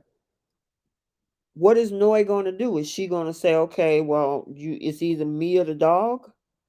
I mean, seriously. Either the dog sleep with us or we don't stay together at all. I'm a dog lover, but I agree with Steve on this one. Yeah. Shanice said, listen to the black girl in me. Don't want no dog in my face. Hey, everybody, I'm glad you said that, Lizzie, because there are dog lovers out there, but there are times where partners don't want animals in the bed. Cats, dogs. I mean, look at Lindsay and Mark. Between the two of them, they got 5 cats. 5 cats roaming the house. And from what we saw, I think a couple of them are squeamish, some are hiding under the bed. I mean, when you intertwining people and their pets, it's a touchy situation. But for Noe to be like, no, the dog has to sleep with us. Yeah, she's gonna have to compromise on that. You're not single anymore. It's one thing when you were single, the dog can sleep with you all day, whatever. But you got a whole husband now. So I think you need to reevaluate the dog sleeping in the bed. I mean, what about when you have intimacy? The dog gonna be looking at you or looking at somebody's butt in the air, and you turn around, you got a dog standing in your face. I mean, that's crazy to me. Give the dog his own little bed. Hey, my daughter and her significant other has a dog. That dog does not sleep in the bed with them. They have a little chihuahua, a short-haired chihuahua. He doesn't, as much as he wants to, he does not sleep in the bed with them. He has his own little bed and he has his own little blanket, but that's it. Dog is not allowed to sleep in the bed. Judith says, how about the sleeps on the couch until he gets used to the idea? Maybe try it one night and see how it feels. I guess I would say the only issue with that, Judith, is that they're in the early stages of their marriage, so they need as much time to bond together as possible. And when you start having that 5 degrees of 7 degrees of separation where he's sleeping on the couch and he's sleeping on the bed because of the dog, that can start to bring some tension and resentment. I mean, that's just my opinion. But I mean, if this was, I don't know, if this was down the road, maybe. But they're so early getting to know each other, trying to build a connection. They just get married a little over a week ago. I don't know if that would be a good idea to say, hey, you go sleep on the couch. The dog is going to be in the bed with me. I don't know. That could cause a little problem.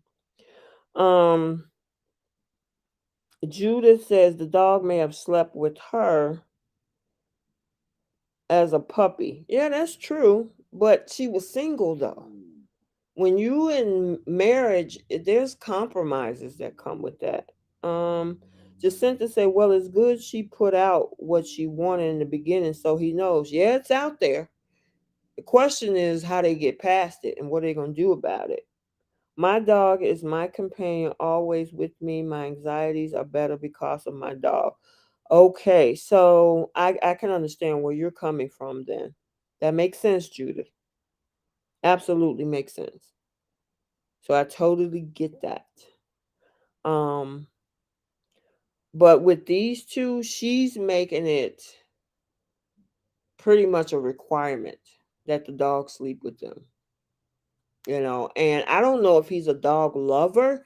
He's happy to be around her dog and to get to know the dog, but I don't know if he's that comfortable with sleeping in the bed with the dog as well. I don't know. My pets are like my children. If my partner wouldn't be okay with my pets, I wouldn't be okay with them. My babies were there one first and loved me unconditionally. Yeah, that's true. Um, there's got to be some. I mean, that's the thing though. In a relationship, how do you make that work? You know, um, I mean, would you let the guy go if the pet can't sleep in the bed? Now, I don't think. Now, if Steve said no, the dog has to go, period. You can't have a dog. I don't want the dog in my house. That's a problem because it's like, okay, you telling me to get rid of the one The pet that I love. I knew the pet before you. But the sleeping in the bed part. So Steve is not saying it's either me or that dog gotta go. Like get the dog out of the house. It's like, how do we compromise with not having the dog sleep with us? So it's something that they got to figure out. I mean, I know, hey, my daughter, they and their dog, yeah, but the dog just doesn't sleep with them. So, but anything else, we bought him coats for Christmas and sweaters.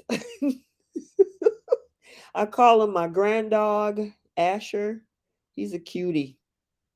But yeah, so yeah, we had all kind of little Christmas snacks for him that we treated him with, and gift him with a little winter coat. It was so cute.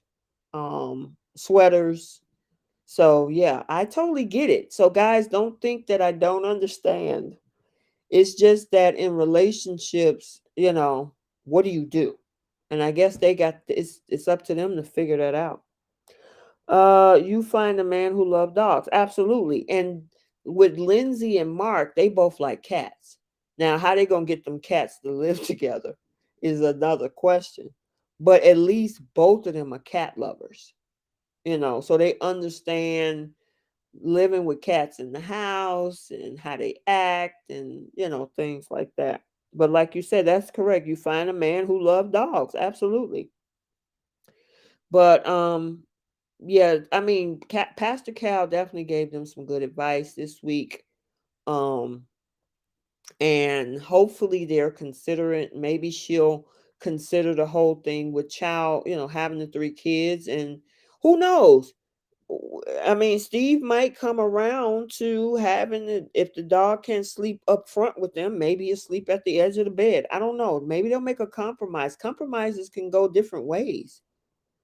Maybe he'll tell Noy, okay, he can sleep with us at the edge of the bed or something, because I don't want to roll over on him. Whatever. I don't know. I'm just making up something.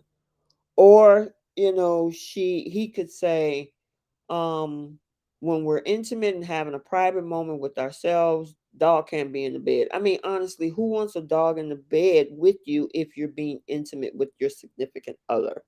It's got to be uncomfortable. I don't know, but but they gotta talk about it. That's a bad thing. They're bringing two strange cats on. Yeah, I could never date someone who isn't passionate about animals as I am. It's a huge part of my life, personal values. I would open a shelter for pets if I could. Oh, that's cool. I have multiple rescue pets. That's awesome, Jacinta. And yeah, that's a core value. So I always talk about core values, having children, um, pets is a core, your faith is a core value. Do not date somebody who do not like pets. If you don't like dogs or you're allergic, as Alyssa said she was, but yeah, okay, whatever. Um, but if you do not like pets, if you do not like, dogs, cats, whatever, do not date someone who has pets. I mean, unless you're open to be flexible. Now, there are people who don't have any, but they're open to it. But if you know for a shadow of doubt, like myself, I'm allergic to cats. Eye itching, throat closing. I'm allergic to cats. So when I was in the dating market, I would ask, do you have a pet? Do you have a cat? Yes or no. If they say yes, I'm allergic to cats. So I understand that. He's so easygoing. I bet he will do it for her. Probably so. He seems a very flexible guy. Um, I don't think Steve is opposed to Noy not having her dog. It would have to come on their list of non-negotiable.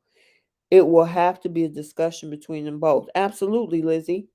I agree with you 100%. Dog goes out the door when you make whoopee. Yeah. I remember somebody was saying, that they dated a person with a dog. And of course, they were, the person that owned the dog was very close with their dog. And they happened to be in a makeout session. And the person actually felt the dog licking their leg while they were doing the do. And that was the nun dog owner that felt the licking of the leg from the dog. I'm like, oh my gosh, that was crazy. So you have to say, okay, we're gonna put the dog in the other room, or put the dog, give them some snacks, make sure they ate, and we're gonna close the door and have our intimate session. Jacinta, I'm a foster mom to dogs, cats until I got sick. Oh, okay. My sister too. Oh my God, it's horrible. I'm sorry you get like that.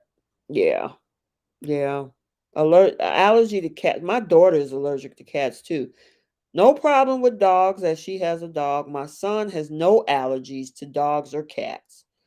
But my daughter and we're allergic to cats. And I remember she was around a cat so bad, her eyes swole shut. We had to get her to a doctor. We had to get rid of the cat because she was a little girl at the time, and we didn't know she was allergic to cats. I didn't develop an allergy until late either. But yeah, yeah. And I like cats too. I do like cats. So, and that's so unfortunate when you like a certain animal and you just can't be around it. It sucks. But yeah, honestly, I think these two will be fine. They just got to have the tough conversations and make it work. Make it work. Do you remember Rain Man when the dog come? I don't remember Rain Man, but I know probably somebody in the audience does. But we are going to move on to our next couple. Let's talk about Michael and Jasmina. All right. So these two are on the downslide. I had high hopes for them in the beginning because Yasmina seemed so excited about Mike. Now there is, because of what happened on Wednesday episodes, there are fans that are split down the middle on this subject. Okay. So first of all, I don't think Jasmina is into him like she was at the beginning. His pessimistic attitude toward life and always worrying and thinking the negative is a turnoff, and especially what his sisters told him, right? Jacinta says also, I'm sorry to hear for your illness. My ex left me with all of our rescue pets. Even though he rescued them disabled, chronically ill, so now it's very hard. Oh, okay. Well, we send best wishes to you, girlie. Best wishes. Um, okay, so let's talk about Judith. Lord, I'm sorry, not Judith. Talk about Jasmina and Michael. So they did their move-ins, and uh okay, so Michael lives with roommates who are female, which was not discussed. And we have, of course, Jasmina, who has a male roommate. She did discuss. Now, there's a split because I always try to get the temperature in the room of the fans on Facebook and on Instagram. And there are a lot of people that's calling him a flat out liar. And then there are others on the other side of the fence that are saying that when she asked if he ever lived with a woman and he said no, that he meant not romantically or when he was in a relationship, that he never lived with a woman.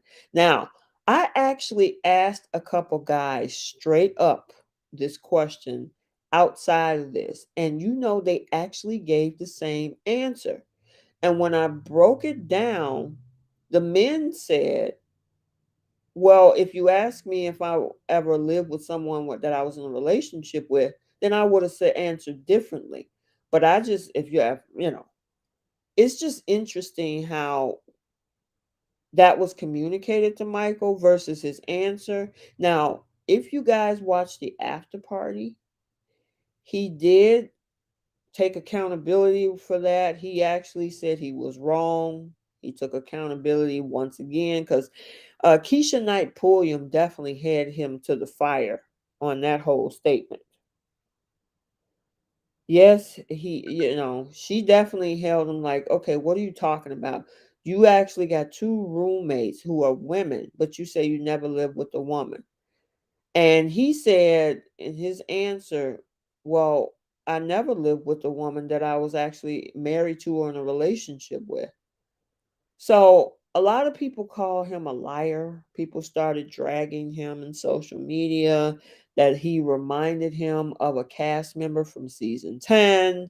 And it became a cesspool of dragging from Michael.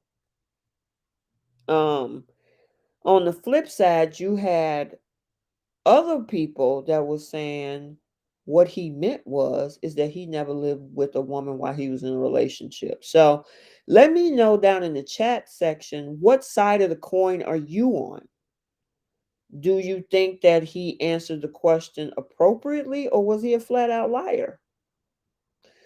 Now, there is a group of fans that says Jasmina lied as well because, okay, I don't know if you guys remember this particular scene where she told Michael that she needed not to stay in the apartment for the night or the next day because of the fact that she had to deal with her dog and doggy daycare issues, right? Then she got on her private cam and said that, and she admitted that she was untruthful and that it wasn't really about the doggy daycare issues, that she just wanted some time away from him for a mental reset. So a lot of people were actually calling her a liar too, and that she wasn't being honest because she lied to her husband about what her intentions was for not staying in the apartment that night. Where do you stand? So Lizzie says Michael should have fessed up as soon as Jasmina asked him. Yeah, and they had a conversation with Pastor Cal too. They definitely had a conversation with Pastor Cal in regards to this. And honestly, I just think these two, their communication is just so far off. Um, I don't know. People were now assuming that, okay, being that he didn't tell her about the female roommates, he must be dealing with one of them or whatever. We'll never know until probably after the season. Michael lied, but Jasmina was also a liar for not staying in that apartment. Yeah, that's what some people are calling it down the middle, which is what I did on social media. So when that conversation happened, because a lot of people were trying to only put the spotlight, Lizzie, on um they tried to put the spotlight directly on Michael only, but didn't, or tried to make excuses for Jasmina instead of saying, no, she lied too. Because she did, and she admitted it on her private camera. Judith says, no, he did not. He should have said, I do live with two women, but I was never married to any. That's true. That would definitely give a lot of clarity as well.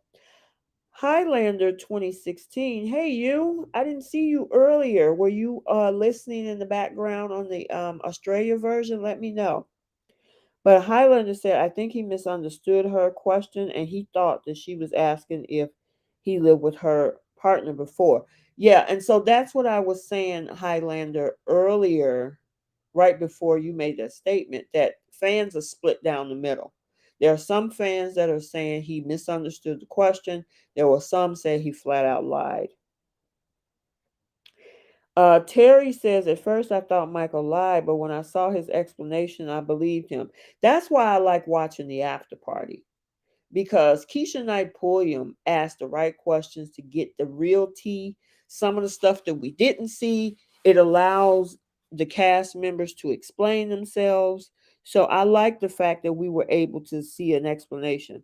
Judith, Jacinta said, Judith, that's how I feel. Wow, and thanks for the Friendsville. Oh, okay. You guys up in there making connections of friendship. Okay, I appreciate that. I'm glad you guys are connecting with each other. I'm glad I can provide the platform for you guys to connect. Um, but yeah, some people are calling him a flat out liar. He lied. If he lie about this, what else is he lying about? And then Jasmina lied as well. She purposefully lied to get out of the apartment. There's some folks that's calling her a liar, but there's also people making excuses for her, saying that, maybe she just needed a break and she didn't want to tell him. No, that's your husband. You signed up for this. You want him to be honest. You have to be honest as well. But I honestly think these two are not going to make it. She's checked out. Jasmina is checked out. That whole conversation on the couch about her calling him aggressive, her saying that he's yelling, how he talks to her. I Let me ask you guys a question. Do you think that's part of his mannerism? Because you have some high spirited, high energy people, and it wouldn't surprise you if that they would do that. But because he seemed to be so mellow, and I mean, people can be totally different behind closed doors. I don't know. But do you think that Michael is doing all these things that Jasmina is describing? Because he said, okay, if you want me to take accountability for the fact I might be direct and the fact that, of this, that, and the third, but yelling, that I don't do. And then she said, oh, so I'm lying now. And it's like, oh man, are we doing this right now? Are we really doing this right now? You know, I I don't know. What do you guys think about that conversation on the couch that they had that Yasmina was accusing him of? Because we don't get to see, even when he was with his family and his sisters and how they protect him and, try to wrap around him. Let's see, somebody, I think they should stop having the couples' families give advice on the couples because the bride and groom uses red flag. I just got on. I was waiting for your review. Oh, okay, cool. I figured because I didn't see you earlier, Highlander, because I know you were really on last week. You were dropping comments, so I figured you would pop in when you get a chance. But I'm glad you were looking for, and here we are. So yeah, you know what? I believe that too because that happens with the whole thing with Alyssa. Now, I think she was just checked out from day one, but she blamed it on his friends because his friends did say some things about Chris. And I'm like, are these actually your friends or what? If these are your friends, who are your enemies, right? But the sisters definitely gave Jasmina a earful about his half glass empty mentality, and she is not happy about that. Plus, it came up in conversation on the honeymoon, and she attached what he said with what the sister said about him. So, and see, we don't get that on the Australia side. Well, we did. You know what? I won't say that because when Al and hey, yeah, with Al and Sam sat down, Al's mom pretty much threw him under the bus. How he don't cook, he don't know how to clean, he don't know how to take care of himself, which scared the crap out of Sam on the Australia side. So I guess the families do and sometimes can have an impact. Judith said Highlander 2016. Yes, I agree. I believe it causes them to bring up issues and things that they wouldn't have to if they had no say. I have not watched the American one. Well, when you get a chance, because I think Lifetime, if you type it in YouTube, because I don't have the episodes here because we're in the US, but if you type in YouTube Married at First Sight season 14 Boston, you may be able to, find those episodes. I think we're on episode number 7. So there you go. Um, but yeah, what do you think about her conversation about calling him aggressive and him yelling? Do you think that he's actually doing that behind the scenes? Because she's saying when no cameras are around, he's doing this. I think she has a bad attitude. She speaks to him without any smile, kindness in her tone. I think he needs a softer woman. Yep, I agree. She's checked out. She's definitely checked out. Um, Lizzie says, I agree with Highlander. These couples' first impressions are screwed due to family and friends' input rather than developing their relationship organically. Absolutely. If your friends and family are telling your new husband or wife that, oh, he's a slob, oh, he's condescending to his friends at work, oh, he doesn't do anything for himself, of course, the new person is going to be like, dang, what did I get myself into? So it's one thing. And see, here's the thing. Let's go back to season 11. And I got to say, congratulations to Amani and Woody. They just announced this week on their second anniversary that they are expecting a child. Amani is 24 weeks and she will be having her baby in June. So, congratulations to them.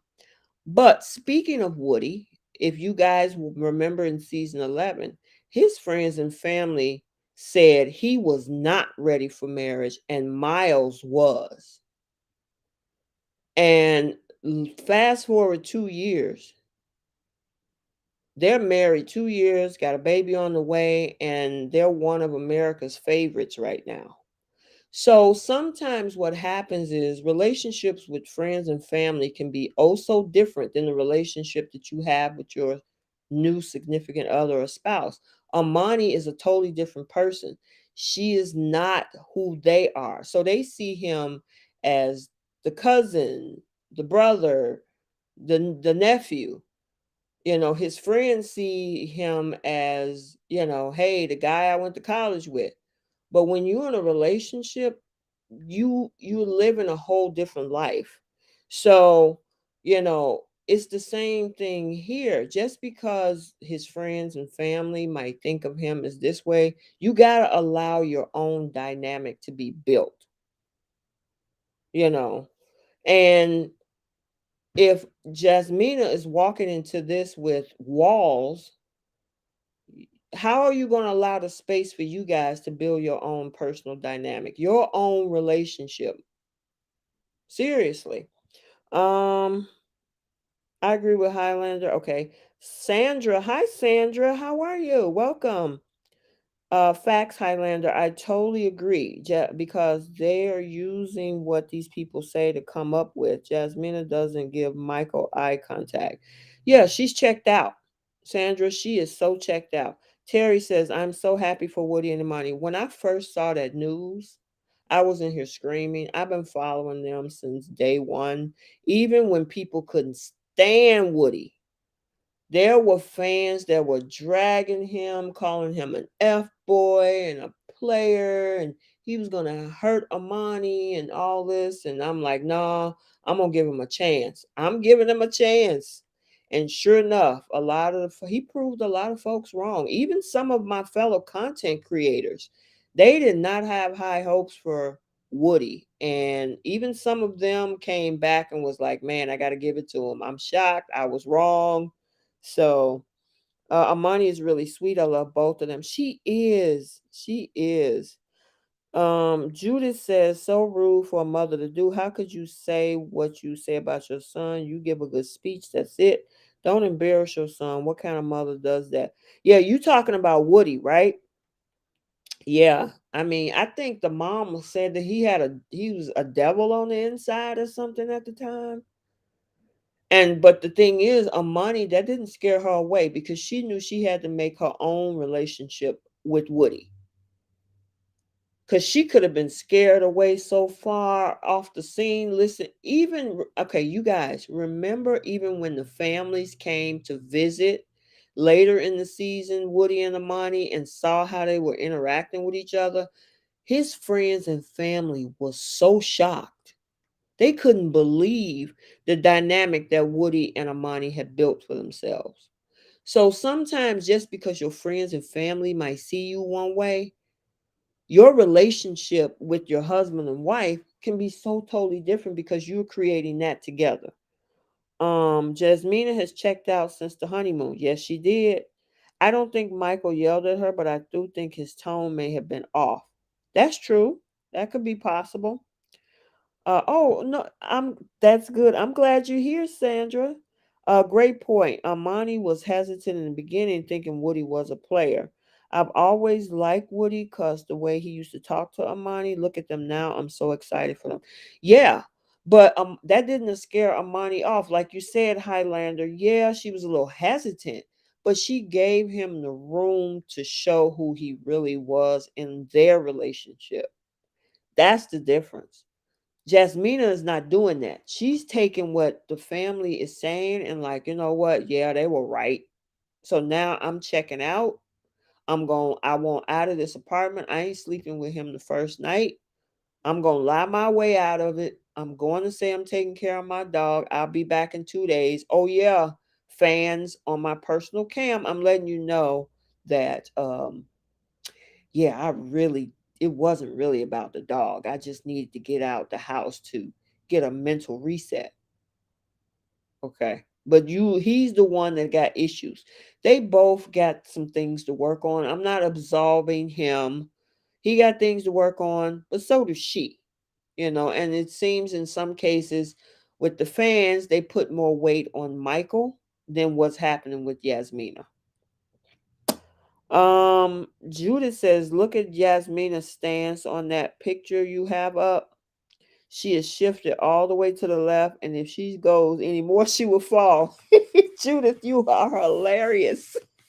She is shifted like the Leaning Tower of Pisa. Yes, she is. That is so funny.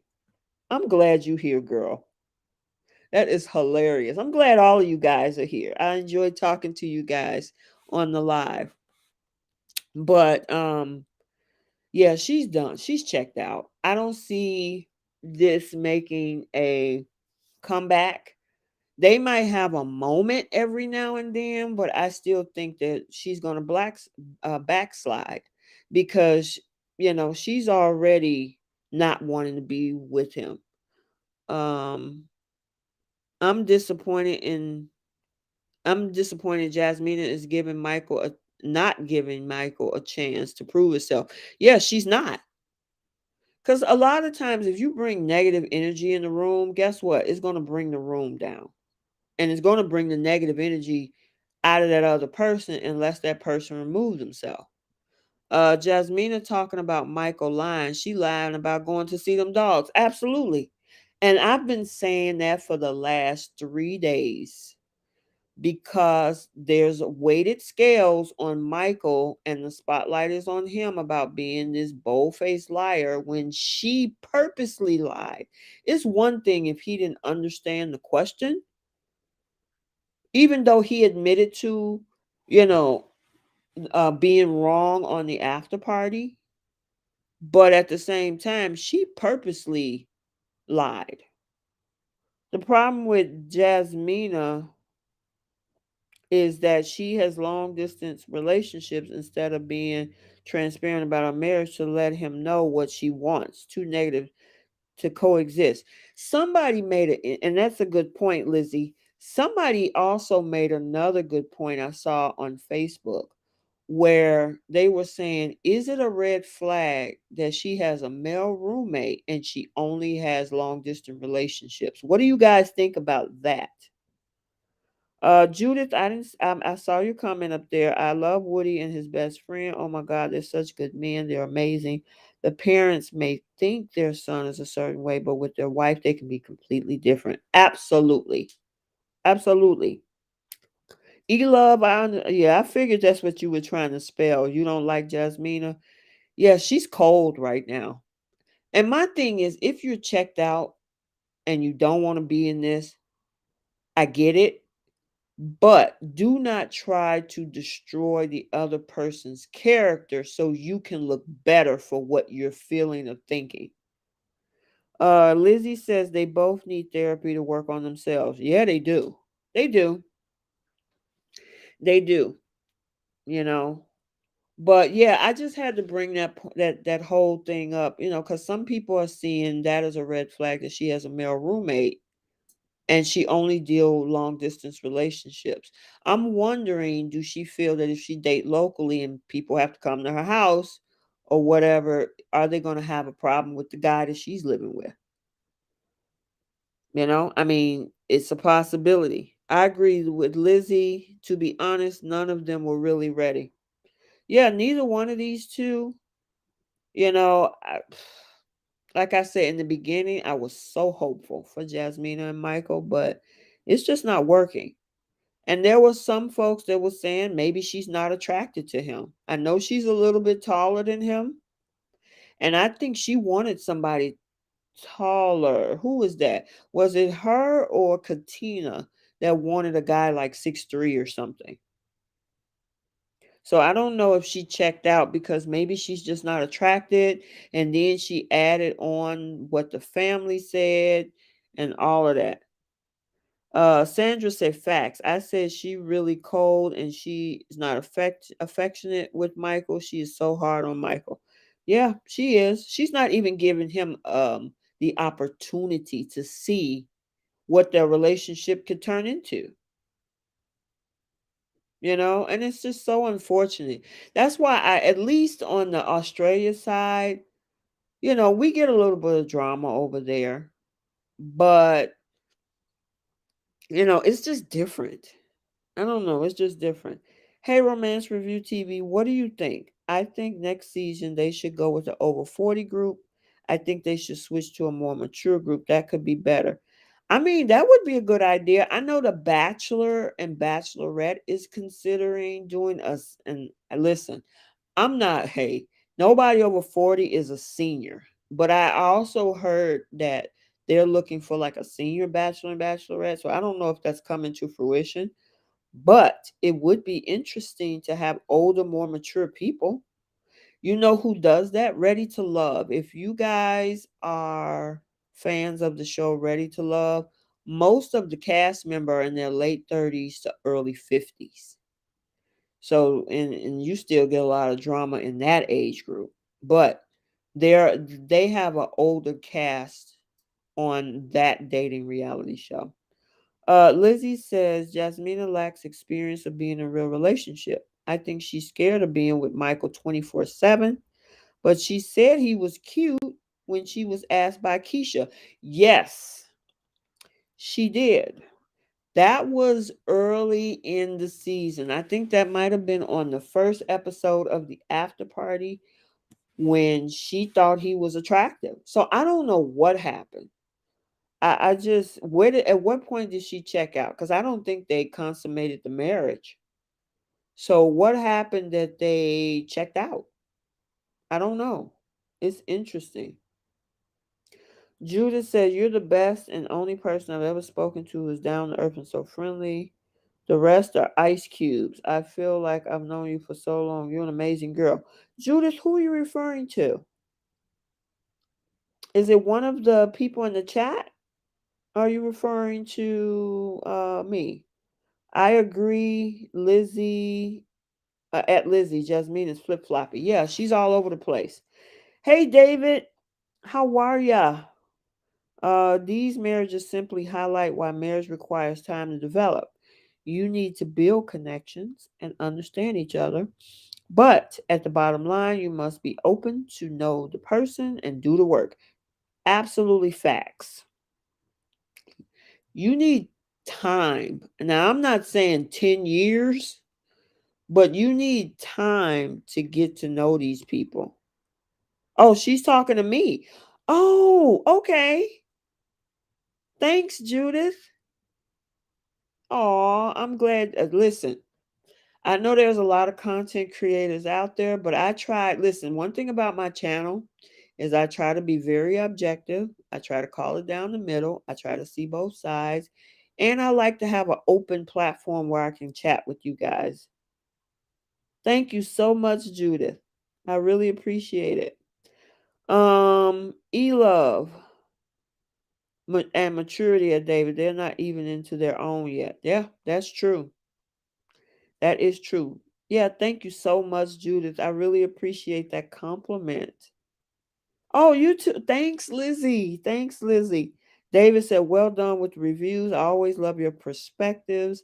I was here for the Australian one, but you were done. Yes, you missed this. If you want to replay that one, this video will be going up on YouTube, the stream. You keep it real? Yeah, I do. Thank you so much. Thank you, thank you, thank you. Thank you again, Judith. Um, but yeah, these two aren't going anywhere. They aren't going anywhere. I think Jasmina is done. Michael is definitely feeling it. And I honestly think they're going to say no at decision day. Nope, nope, nope. Again, guys, I always like to cut into the stream and just say, if you want to follow me on IG, my handle is there. You want to support the channel, my Cash App is there. But yeah, I have no high hopes for this couple. I've lost it with these two because for her to just blatantly lie her way out of the house, it's one thing if he misunderstood and then he admitted that he was wrong, but her, no, she didn't do that. So, all righty, let us go to this couple, Mark the Shark and Lindsay. So, with Mark the Shark and Lindsay, they had to move him out of his house because remember, while they was on a honeymoon, there was a bed bug infestation. And it said, can we get to know you if that's okay? Just don't know your name. Are you married? Okay, not the detail if you want to.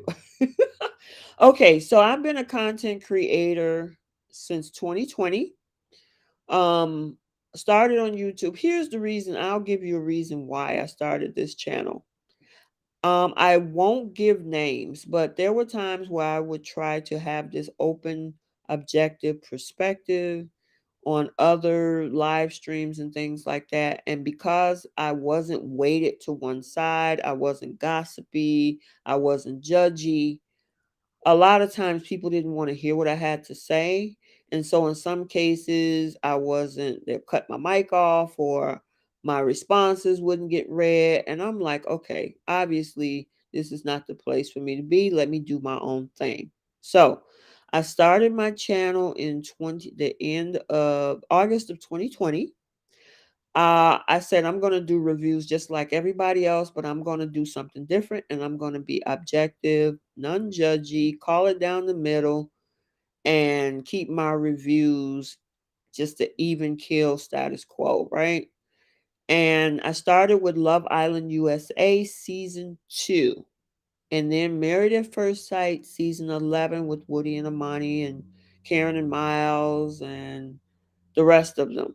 And it's just been a wonderful experience since then. I've been able to, have conversations with you guys in the comments. Um, I was married. I have 2 adult children. Their dad passed away. I was married for 15 years and then he passed away in 2013. Um, I am in a relationship currently right now, and that's going well. We talk about the show as well, and he definitely have his opinions. He does want to come on eventually and talk about the shows when he's ready, but he works a lot.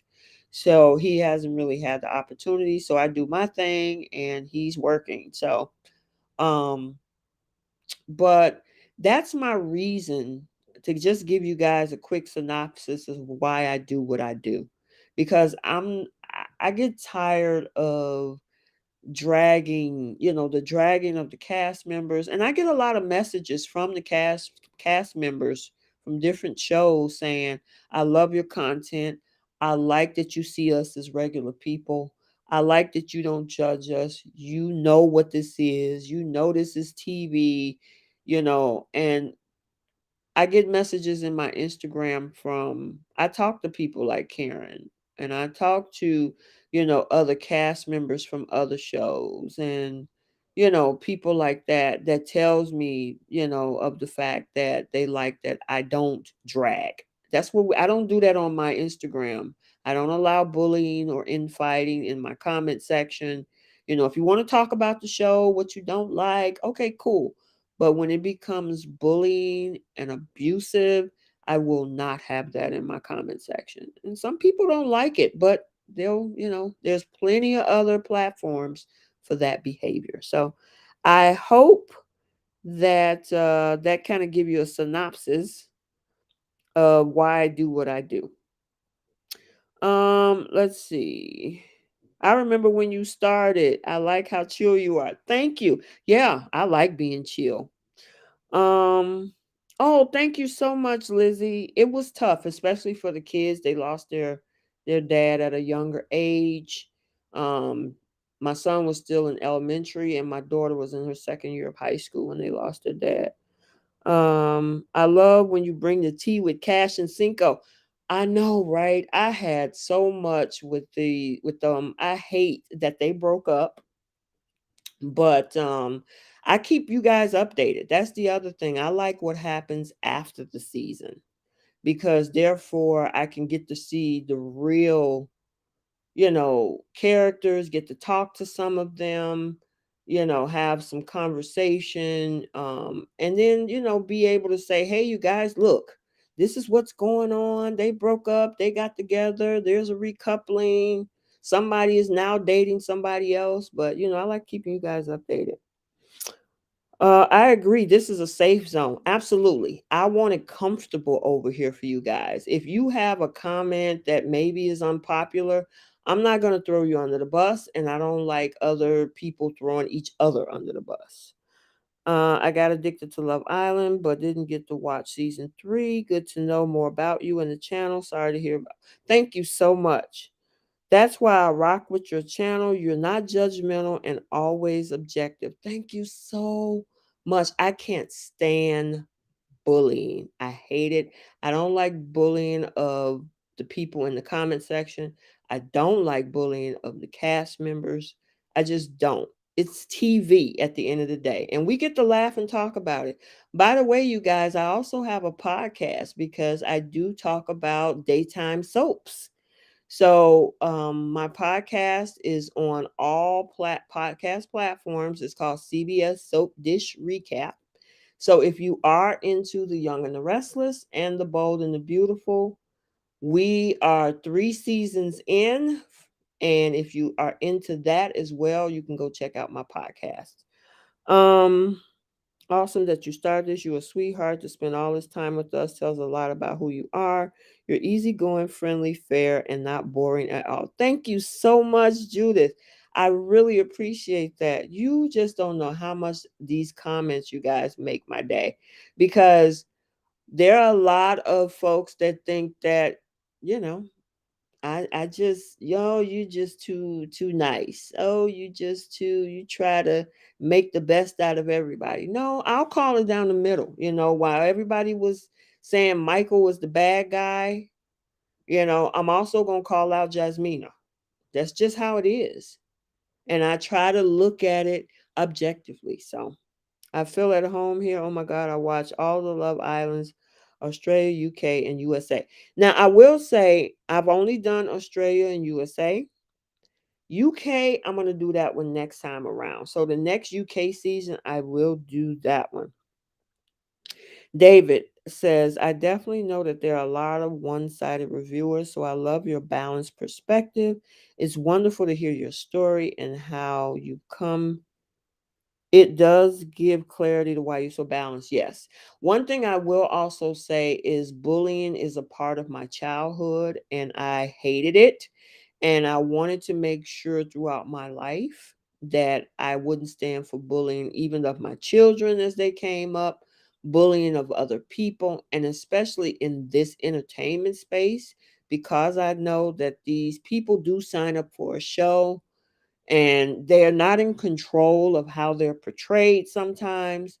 I don't like bullying of, you guys in the comments and also of the cast members. So, yep, I call it down the middle. You are right. Yes, Sandra, I do talk daytime soaps. I do. And yes, hate it when some of these YouTubers are dragging some of the cast. It has gotten so bad that in some cases you'll find some content creators coming up with stories that aren't even true. And because it's so salacious, it brings views and likes and things. And hey, that's their channel. They get to do what they do. But over here, we do something different. So, but Celine is still terrible. I know, right, E-Love? Most reviewers are single and never married, so they really don't understand how tricky and work involved in marriage, so they're quick to judge. Yeah, that's true. That is true. Yeah, and that's the thing. One thing I will say about the current relationship I am in, we talk about what we see in, on the show or even in general. We talk about relationships all the time. It's a subject that comes up where, we also look at our relationship and we also look at behaviors in other relationships and, try to see where people can do something different, how they can enhance it, things like that. So, that is so true. All right, guys, let's get back. And I appreciate all of this. And I'm glad you asked because I don't mind putting my story out there. So I appreciate all of you guys so much. All right. So let's talk about Mark the Shark and Miss Lindsay. So Mark had to move out of his place because remember, his home was infected by bed bugs. And yeah. Lindsay went in there like whirlwind and was touching stuff. And it was like, does this bring you joy? And does this bring you joy? And if it doesn't bring you joy, this needs to go out. And Mark was like, can you not touch all my stuff? So, do you think Lindsay was doing too much? What do you think? I think she was being extremely helpful, but I think he kind of wanted to guide the whole process instead of her kind of going through there like a bull in a china shop and just, we're going to throw this out. You don't need this. Do you need this? Is this going to bring you joy? If not, it's going out the door. What do you think? Because yeah, if I'm moving my stuff out or my guy is moving I'm helping him move his stuff out. I'm going to ask him, "Hey, is this something do you want tell me what you want me to help you with?" Or do you want to take the lead and let me know how we're going to do this process? So I would, especially it's his house, right? So he knows how to maneuver in his house. Now that's what I would do. Everybody's different. Do you think Lindsay was doing too much? She said, Sandra's like, yep, she was. If it was up to Lindsay, Lindsay probably would have threw everything out. And I'm surprised that because I know a bed bug infestation can be really bad and it can get on your clothes. You can take it back to your home. I remember a few years ago when my son was visiting colleges and we stayed in a local hotel and we found bed bugs in the room. We actually left. We didn't, and of course, we they gave us a settlement or whatever because it went to litigation because my son got ate up. But bed bug infestations can be a real nuisance, and you could get a bed bug on your clothes or anything, your suitcase, whatever, and they can go back with you. So hopefully, with the camera people in there, we saw Lindsay and Mark suited up with this, I guess, to keep the bed bugs off their clothes. I'm surprised he didn't just get rid of a lot of stuff in that place. I think she definitely overstepped her boundaries. She did that when she spoke to Pastor Cal. Mike has had very extreme life changes, and yeah, he did. He lost a lot of people in his life. So he's definitely pessimistic. Highlander says, I think because of the incident with Lindsay on the plane, he's been turned off with her, and that's why he's sensitive with everything she does. Yeah. And she lied on Olajuwon and Katina because she made it look like they were threatening her when she was instigating everything. Sandra says, if I laugh one more time when Mark went to her house, the way Mark rolled his eyes and shook his head. Yeah, that was funny. David said, I just describe, appreciate the content. Let's hit the like button, subscribe, and show some love. Thank you so much, David. Thank you, thank you, thank you. Highlander said, I don't think she is doing too much. I think he wasn't ready to handle a woman like her. Okay, so Highlander, you think she's just a little bit too much to handle for him. But in regards to the whole house situation, you don't think she was doing too much?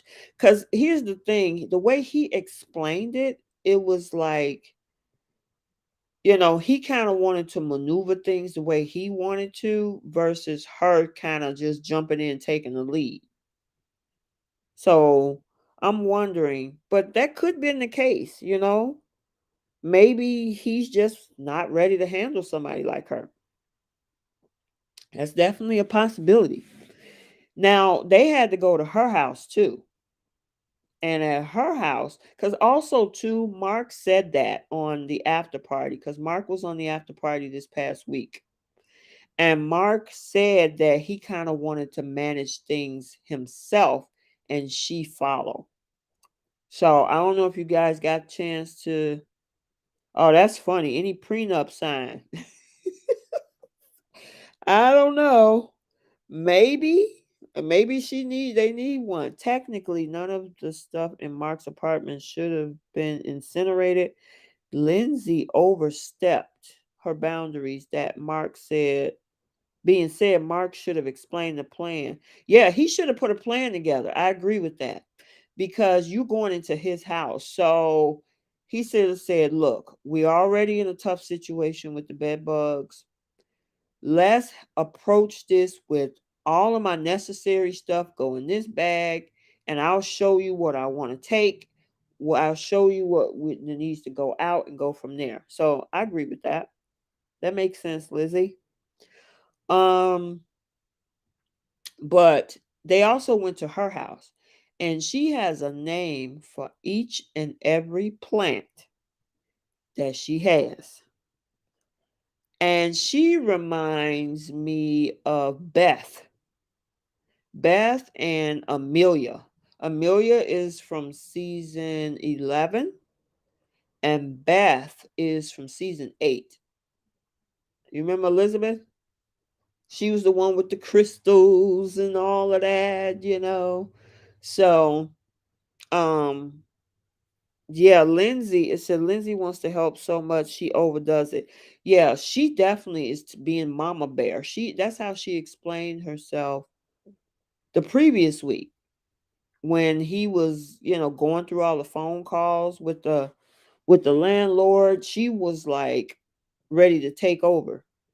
Yes, both Amelia. Yeah, she reminds me of Beth and Amelia when they went in when Lindsay went into her apartment and she got all these plants. She was talking to him and all these different things. Judith says those kind of people get under my skin. It's too much in your face. Do y'all know what I mean? Yeah, when a person is overbearing, oh, absolutely. That's why usually when I'm with people and I'm helping them to move, or if they say, I'm coming, just say they have a party or get together and they need help to set up. Tell me what to do. I don't want to go in and say, okay, this is how we do this. I'm going to do that. I'm going to do that. And then they giving me the side eye like, hold on. I think I need to let you know what needs to be done. So yeah. Yeah, she does. She remind us of Beth. She does. What is her husband name? Jamie. Jamie is her husband, Judith. Jamie and Beth. And she's loud. Yeah, she's loud. Loud, overbearing, persistent. Now, here's a little bit of interesting tea. So, apparently, from the previous week, remember when we saw the scene of That whole scene with Mark and Lindsay, right? The day before the honeymoon ended, and she was so pissed off that Mark wants to slow down and pull back, right? She turned around and said that on the after party the previous week that they slept together 3 times in the same day before that conversation. Well, on this week of the after party, Mark says that's not true, that Lindsay was lying and that they slept together 2.5 times the entire time they've been married. So, what do you guys think about that? And it doesn't surprise me that Lindsay could possibly be exaggerating because she exaggerated the whole thing about the Katina Olajuwon thing. She made it look like she was the victim. People were calling her having Karenish behavior. And she was saying that, oh, he wanted to fight me when it was the other way around. Even Mark said that it wasn't true. And now, okay, so David, 2.5 times because Keisha Knight Pulliam on the after party asked what does 2.5 times mean. So of course the 2 times mean that they must have obviously done something. The only thing I can think half the time would mean is that either they had foreplay only and it didn't go anywhere, or it was a quickie or something. But yeah, he said 2.5 times. So, but the thing is, she said they had 3 times in the same day right before that conversation happened. And he's saying there was only sex 2.5 times the entire 8 days they were there married. So let's see.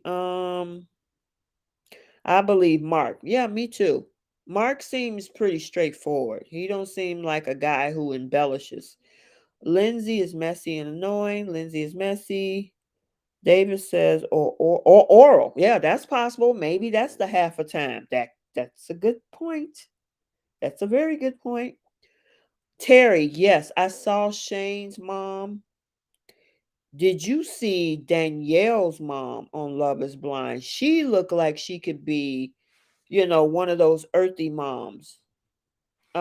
She finished herself. That's possible. She definitely overstated the truth. I believe Mark. Absolutely. Sandra, what you cracking up about? I see all those laughing emojis. What are you cracking up about? But yes, Terry, love it. Check out my Love is Blind recaps. I don't do it per episode. I do it by the week. So I did a week 1 of Love is Blind, episode 1 through, what was that, 5? 1 through 5. And then week 2, I did 6 through 9. I just uploaded that earlier today. So if you are a Love is Blind fanatic, go for season 2. Check that out. I have both of those videos on my channel. Highlander said yes, half is foreplay. About half the time. Yeah, I mean, I didn't know what Mark meant about that. And Keisha Knight Pulliam was definitely having him explain what half means. So, but still, she lied because how did you go from saying you consummated the marriage and you had sex 3 times in the same day of that whole conversation when you've only slept together 2.5 times in 8 days? I believe Mark Lindsay is a lot to handle. Yep, she is. She most definitely is. Um, but do you think these two will work? What do you think? Because they seem to have a lot in common. It's just that she's a little too much, I think, for him. Jacinta said half of these people on these shows don't even seem ready to be in a healthy relationship, much less marriages. Most of them remind me too much of a dysfunctional family. Yeah, that's true, but I also think that one thing about the US version, they bring in messy edits. Some of these edits and some of the things that they do to throw everybody off, it just doesn't make sense. Um, 2.5 times was doing, yeah. Really, I didn't see episode 6 on Love is Blind. I'll watch it on Netflix. Yeah, go check it out. They just posted 6 through 9 yesterday. I thought Mark said half, meaning Lindsay started without him and she asked Mark to join her. Is that what that meant, PJ? And welcome, welcome, welcome, welcome. Love is Blind is a great show. It's basically a reverse of Married at First Sight. It is. And the same production team that produces Married at First Sight is the same production team that does Love is Blind. So if you're familiar with the production company called Kinetic Content, they are the masterminds of both Married at First Sight US and production behind Love is Blind. When your partner is over the top, like Lindsay, it's easy to overlook the errors. He definitely has issues too. Yeah, but we definitely, and the thing is, they both need to work on some things. Lizzie says they may work, but I feel Lindsay is too overbearing. Yeah, that girl is a lot. The question is, can she? And I don't think she's going to want to tone it down. That's just not who she is.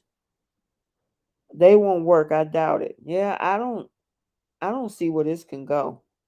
No, I don't think it worked because he's already worn out by her energy. Yeah, that's true. That is most definitely true. She's going to tire him out. He's going to get exhausted from trying to keep up with her energy. And don't let her get mad because she really is going to react. I don't know. We saw a couple of scenes after her drinking, but the question is that, how is she even in that circumstance? So I don't know if it's going to work with these two. I mean, they're starting off okay. Because remember, did you guys see the previews for next week? Because next Wednesday they're supposed to get into a fight at the bowling alley. So I don't know what's going to happen with these two. But yeah, he's definitely going to be worn out from her energy. So, all right, let's talk about this couple, Alojuan and Katina. You know what? I know everybody thought that Olajuwon was going to be a hot mess because I saw all the comments. And one thing about me is I like to do wait and see. He's beginning to grow on a lot of people. Now, they definitely made the whole focal point about closet space and all that. Okay, fine. The biggest concern, which is the conversation with Pastor Cal, is about the home cooked meals.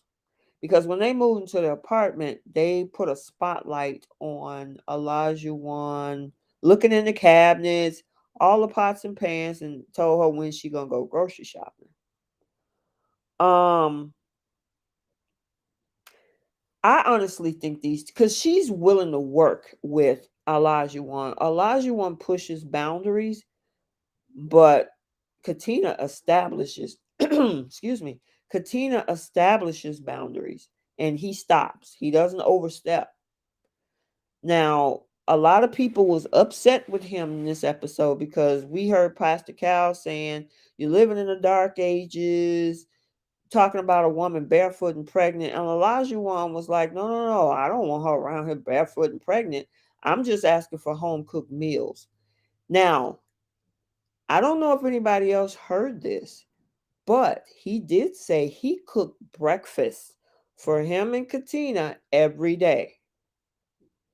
A lot of people had to go back and look at that because I was looking at the comment section and, on Facebook and some of these other places, and folks were so upset about that. How come I didn't get a whole cooked meal? And then Pastor Cal called him out and said, wait a minute, this wasn't a big deal for you in the beginning. Now you asking for this?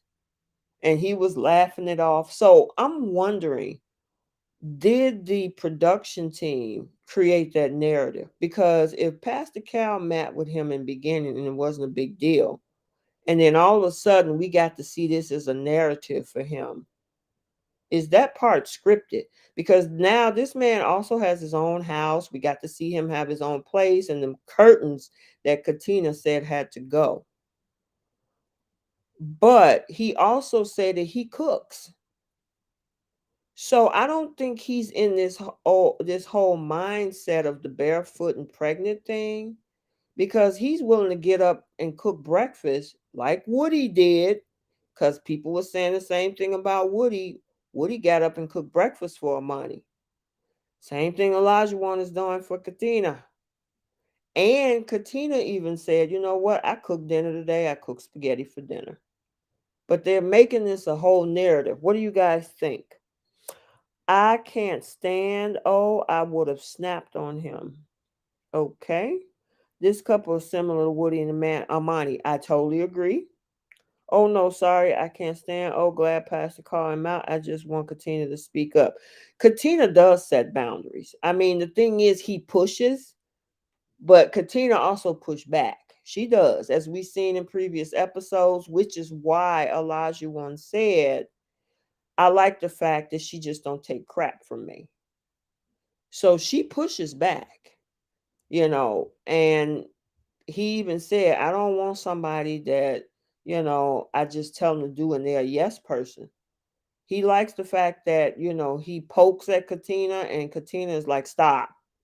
And he stops. Um, I think it's scripted. I don't know why. Once most ladies here cook, they're up in arms. It's crazy. Honestly, the camera are just making a storyline.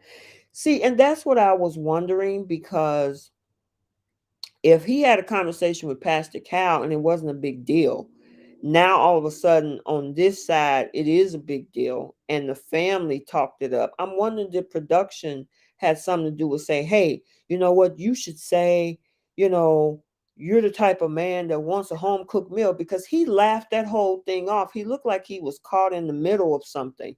So I don't, I know one thing, of course, that the experts say one thing, you just don't know with the US version. And again, I talk to cast members from time to time from many of these different shows, and what we see is sometimes opposite of what actually happens behind the scenes. I will tell you that. That's all I'm going to say. I'm not going to say which show or any of that. But just to give you an insight, what's portrayed is not necessarily what the real deal is, because this is reality TV and it's entertainment. So for them to be on two different pages like that, it makes me wonder. David said, I love this couple, but I just hope they can ignore the noise and camera narrative to work on their marriage. Highlander says, I think he really wants home cooked meals, but it's unrealistic if both couples are working. Yep. The only problem with that is that somebody got to eat. Unless you got, like on Love is Blind, Shane has a $2,000 monthly food budget because he eats out all the time. Unless you guys are going to go out to restaurants and eat fast food every day, all day, somebody got to cook. And from what the way it sounds, Elijah one is cooking in the mornings.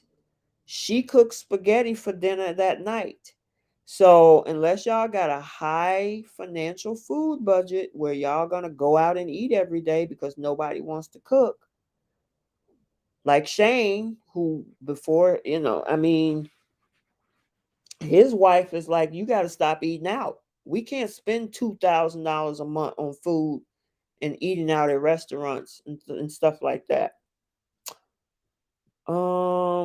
Production is playing a storyline. He did say she needs to know how to cook, but after his family spoke with him, he toned down everything, was willing to work with his partner.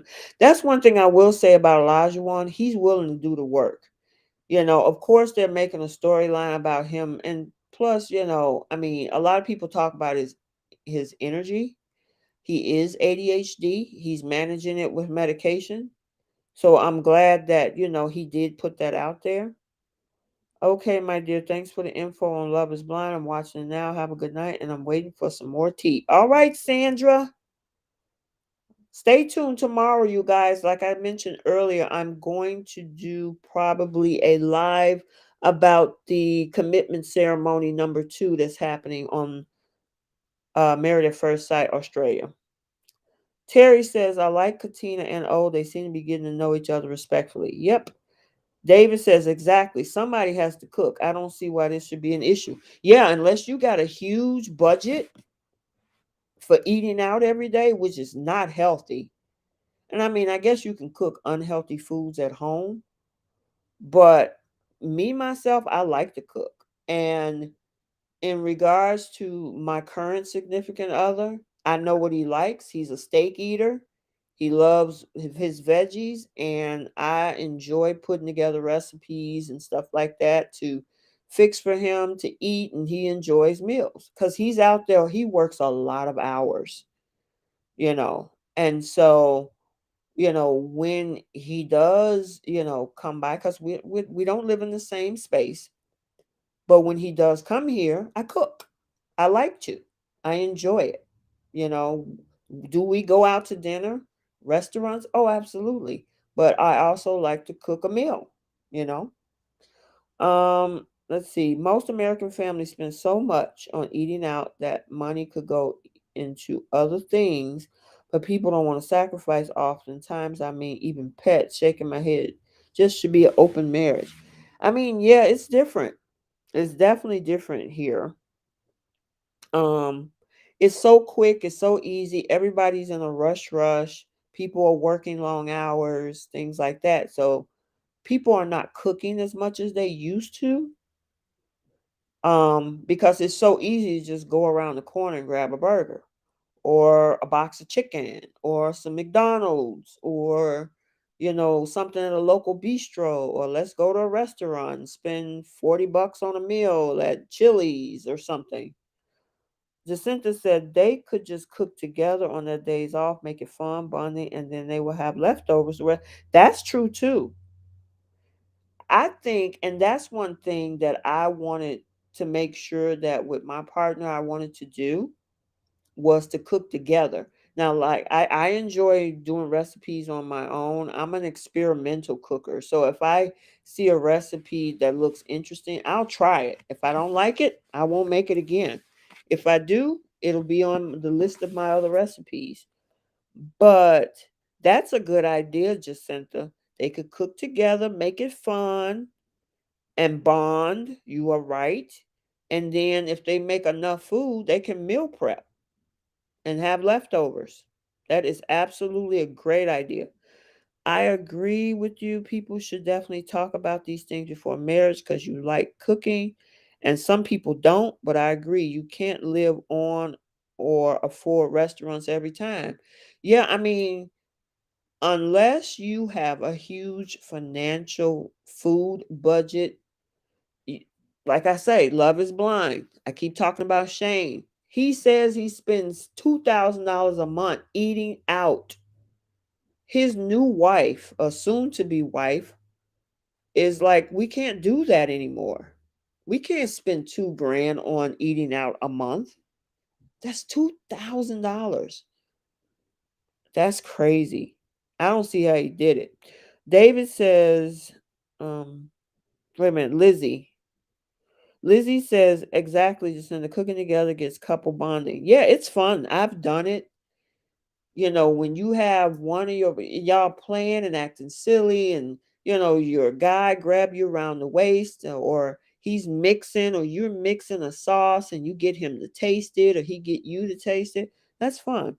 Cooking together is great, but can't be every time, but definitely a great way to bond. Yeah, it's not something that you would do each and every time you cook a meal. Absolutely. It would basically be a situation where you keep it fun and you can bond. And I remember Elijah once saying at the wedding, we can do this together. He said that. But I think so many people get caught up into, oh, you're going to cook and have a home cooked meal every day, that they miss everything else he said. He said that at the wedding when him and Katina was at the reception, and he asked her about cooking. She was like, I don't do all that crazy stuff, but I can cook. And he was like, "Oh, don't worry, we'll do it together." He said that. And then again, he mentioned that he cooks breakfast every day for the both of them. So that's one thing I do on this channel. I try to pay attention to everything. I don't get caught up into the emotional reaction of, oh my God, he wants her to be barefoot and pregnant. I don't think that's what he wants. I think that's what they want us to think. But they definitely can make this fun. They definitely can. So, we'll have to see. I actually think that they're going to work. I really do. I'm looking forward to it because they do remind me of Woody and Amani.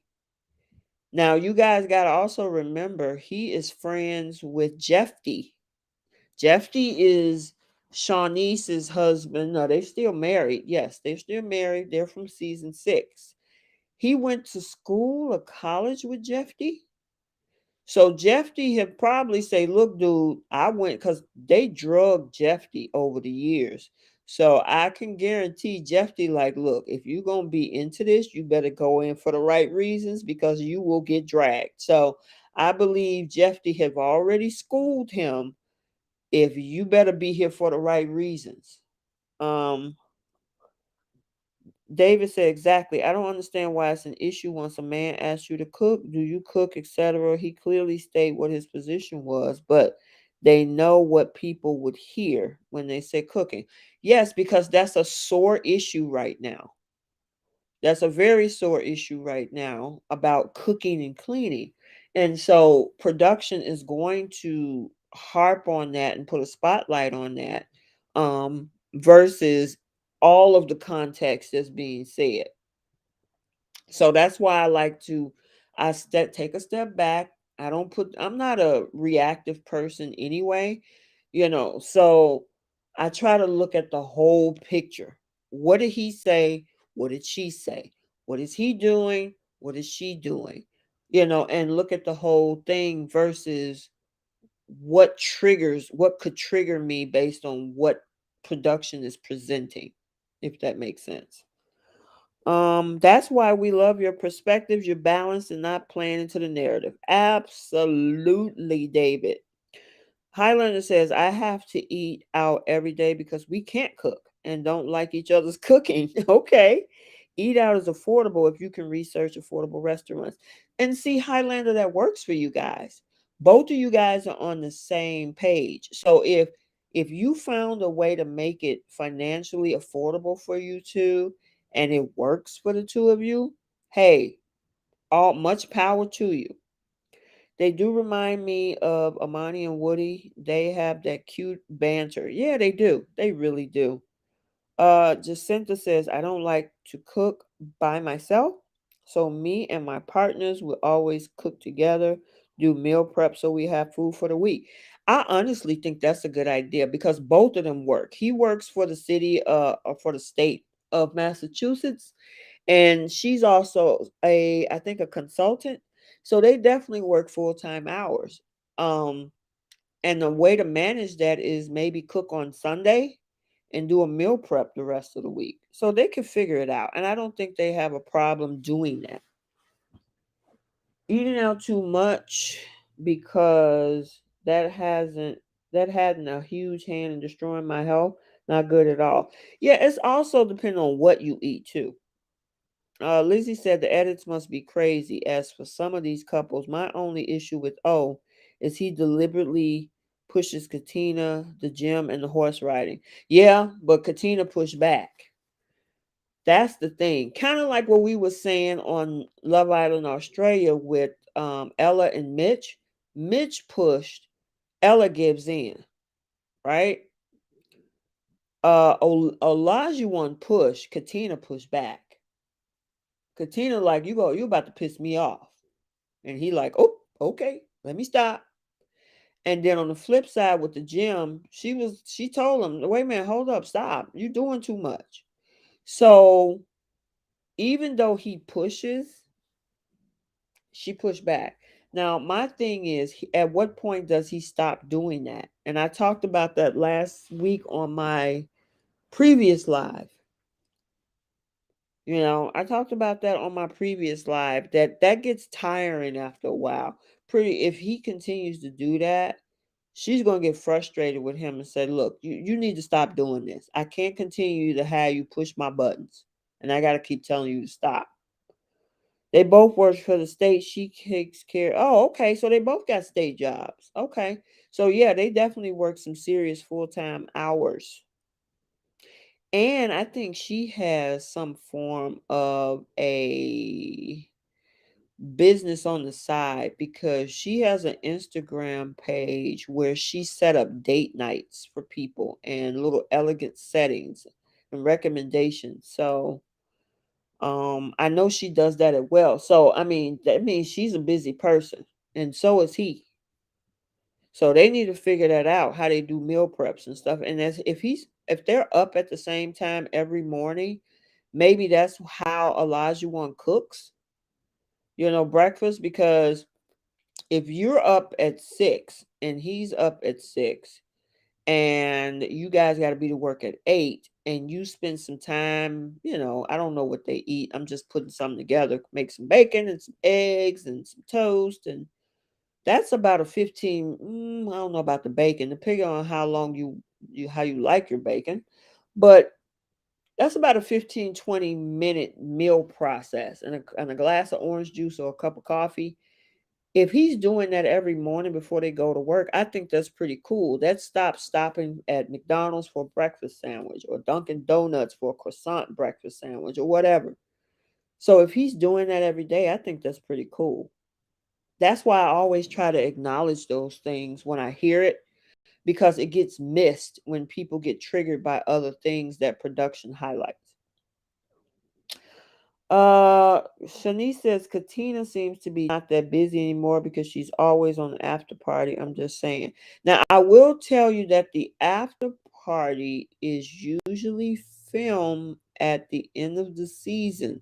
And I think they get to watch back because they don't see any of what we get to see until now. Except for the after party, they do show them scenes, so I guess they get a reaction out of it at that time. Somebody explained it to me, so I'm hoping I'm explaining it to you guys clearly. But yeah, she's always on there often. They could also do healthy mail order food services where they send you a whole box of quick meals for the week and it comes with all ingredients. That would be helpful, especially if you're a working person.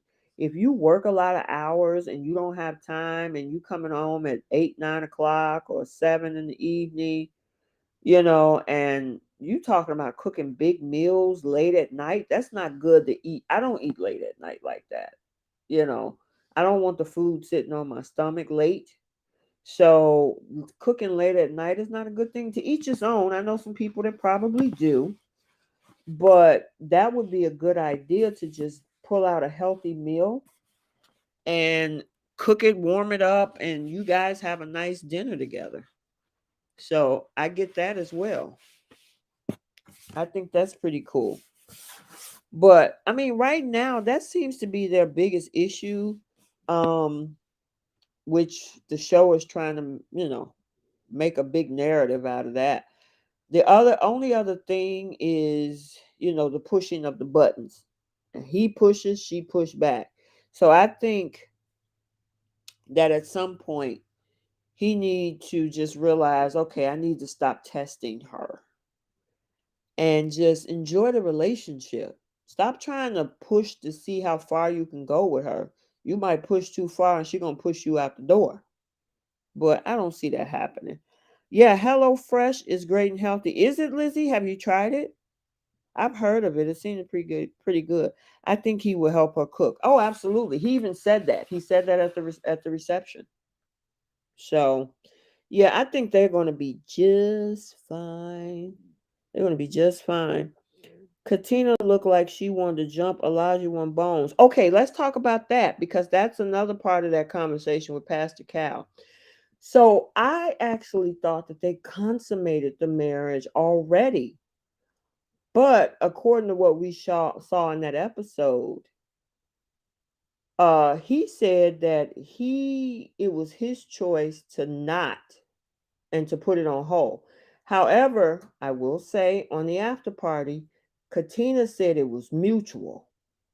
It wasn't just him, it was mutual that they put the whole sex thing on hold. So they haven't slept together. Do you believe that? Because Clara and let's go to Clara and Ryan from season 12. They claimed that they weren't having sex, and then after the season, they said, "Oh yeah, that was fake. We were having sex throughout the season." So it's hard, it's U.S. You just never know what's true, what's not true. I mean, with that whole Clara and Ryan, she made a big deal. He won't sleep with me. We doing everything else but having sex. And then they had an interview with the show called The Bald and the Beautiful. They do recaps as well. And they admitted to them that they were sleeping together throughout the entire season 12. So, um, Shanice said, I do because Elijah one would have said something. Okay, so you think they're telling the truth? Yes, I've tried it. Saves you having. Oh, really? Okay. And the food is good too? Cool. Judith said no, they slept together. Yeah, a lot of people think they're lying. A lot of people think they're lying. I mean, from the episode we saw, Elijah once said it was his choice. After party, Katina said it was mutual. I thought because I mean he had a whole rose petal thing on the honeymoon and doing the whole romantic thing. I thought sure it was over by then. I think they made a promise not to tell anyone. Okay, maybe that's the case. Jacinta says I want to try HelloFresh. I'm gonna have to look into that. I keep getting coupons time to time from a HelloFresh. I'm gonna have to check into that. Judith says he massaged her whole body and he said, okay, this is the part you guys go. And he was laughing. Yeah, see, it doesn't make sense. So it's like, did you sleep with her or did y'all consummate the marriage or not? But then you tell Pastor Cal, no, I don't get it. And like you said, Lizzie, yeah, Ryan and Clara, case in point. Absolutely. They admitted that they lied the entire season and that they was sleeping together. You just never know with the US version. You just never know. But, either way, what you said, try it, you won't regret it. Okay, I'll check into HelloFresh and try it and see what happens. I hope I like it. I might stay with it. Shanice said, and then again, Katina looks at Elijah one makes me wonder if they didn't have sex, they did something. That's interesting. Maybe they did something else outside of sex. That's possible. That is definitely possible. Interesting. Okay. Definitely. But other than that, I don't, if they can if she can well the two of them, not she, but if the both of them can work through this whole cooking situation and he stopped testing her boundaries, they'll be fine. They'll be fine.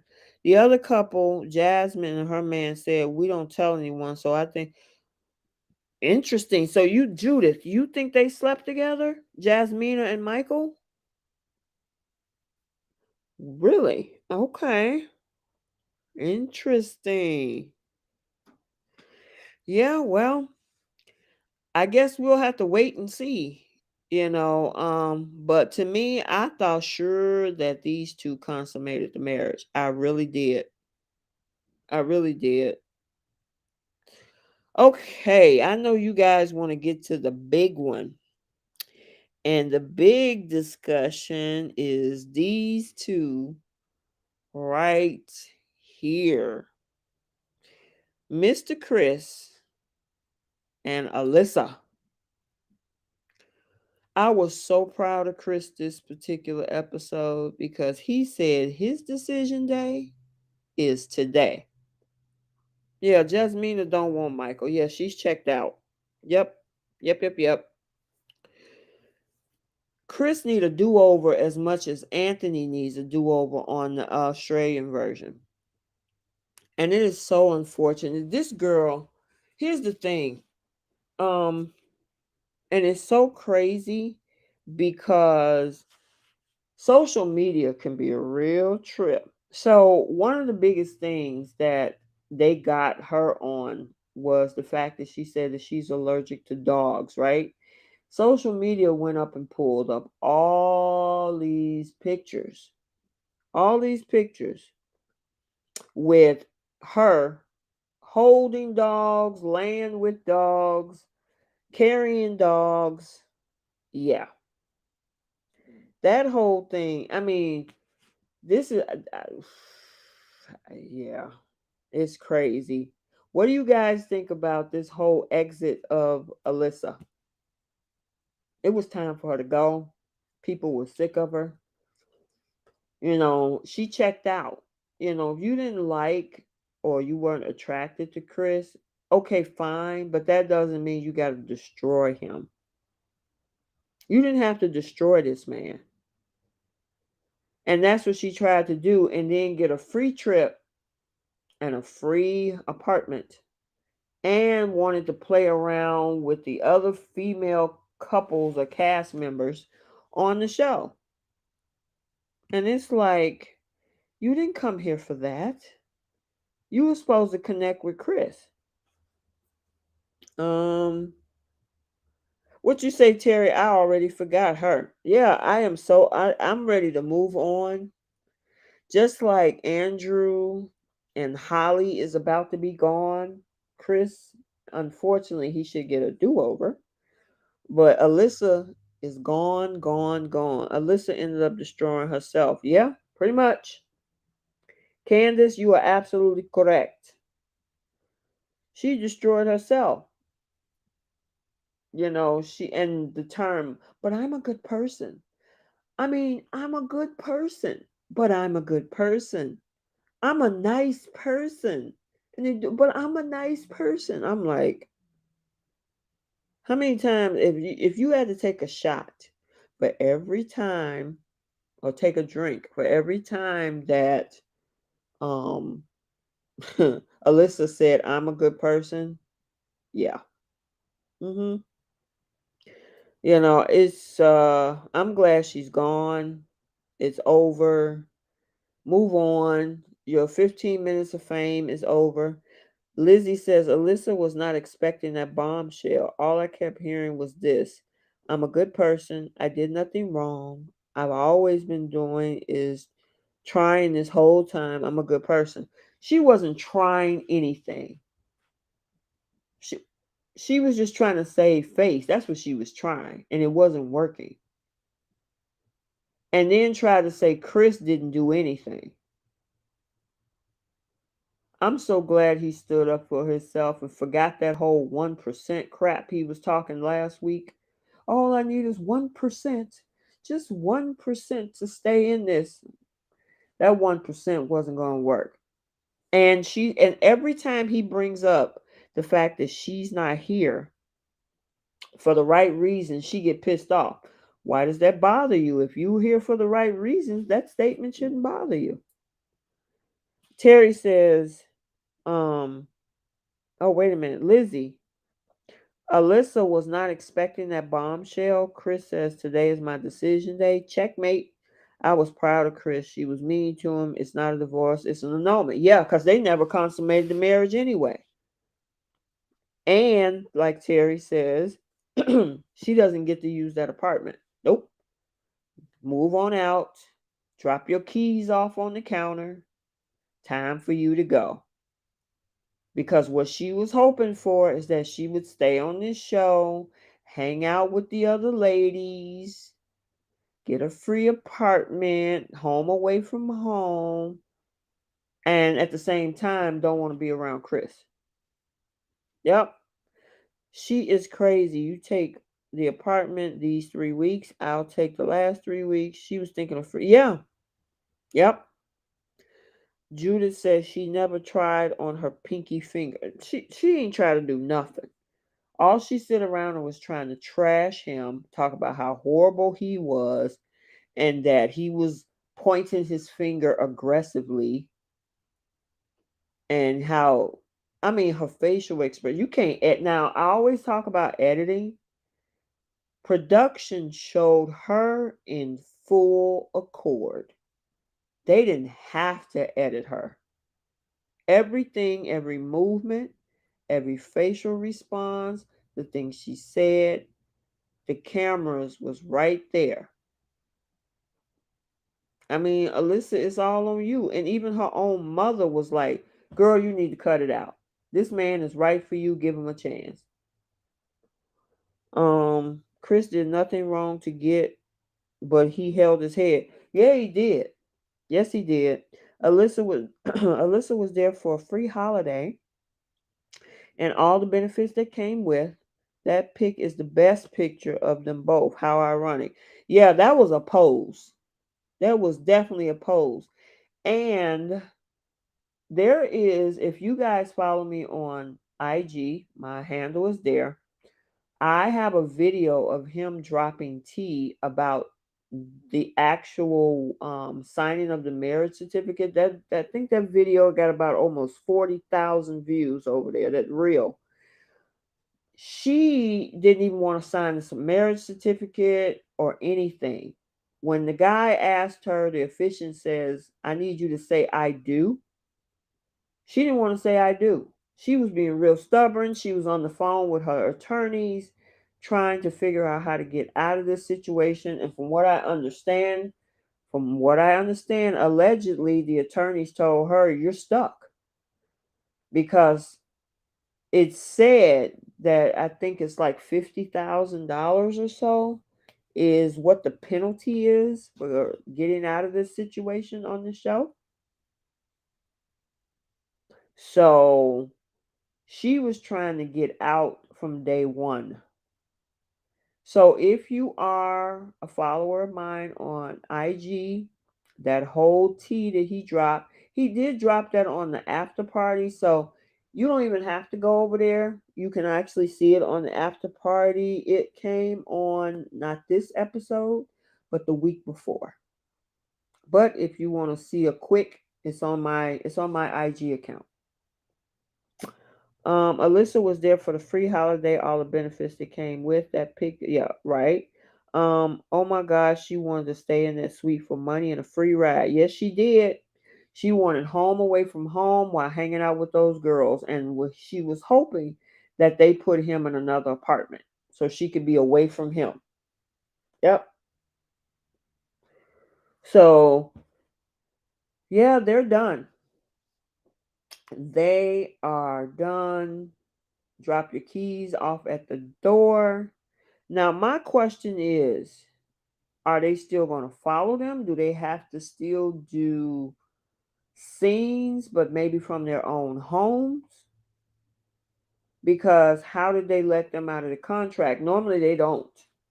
That thing is ironclad, and I think it's, oh my God, that I've heard of some contracts with reality shows, but this one is like ironclad. Once you sign, you're stuck.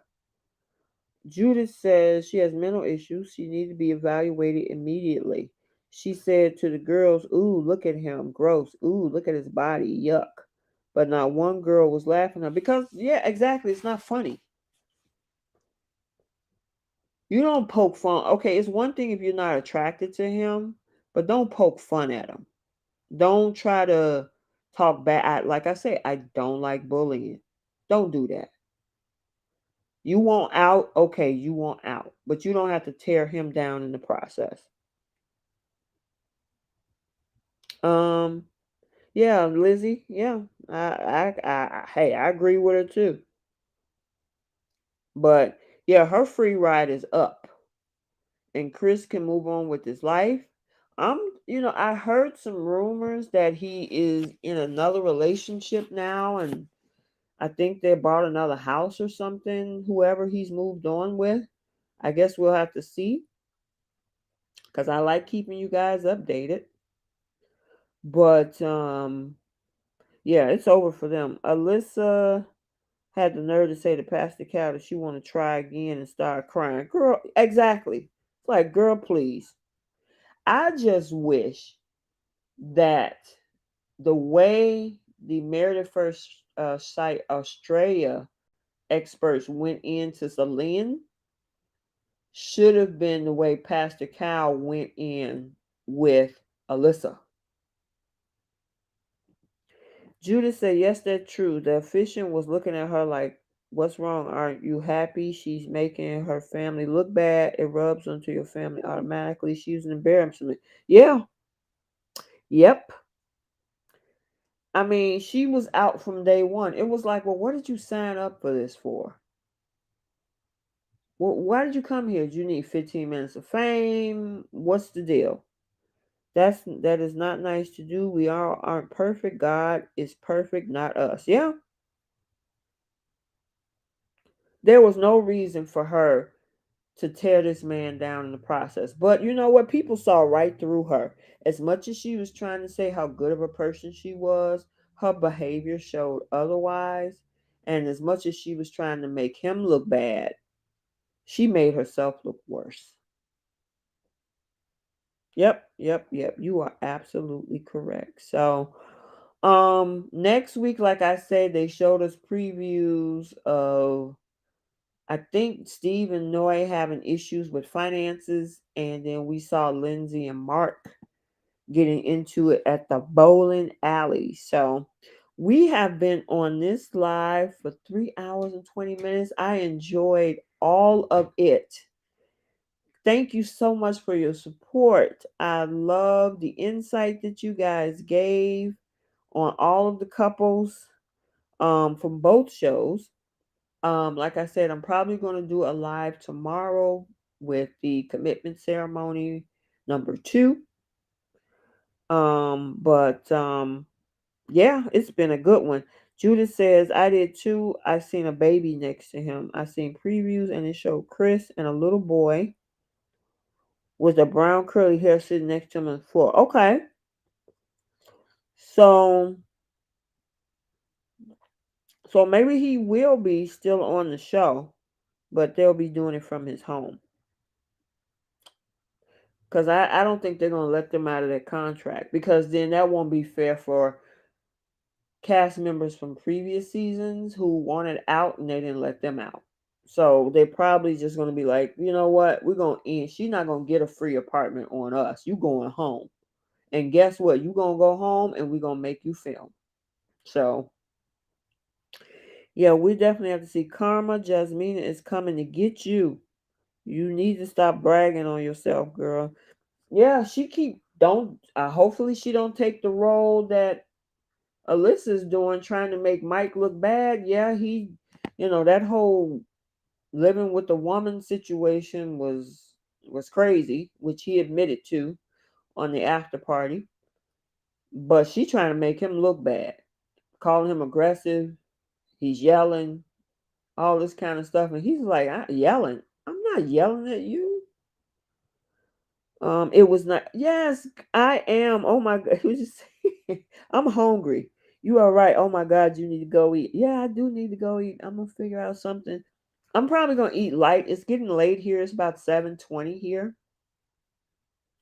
Lizzie, thank you are so welcome. I'm glad that you guys were here.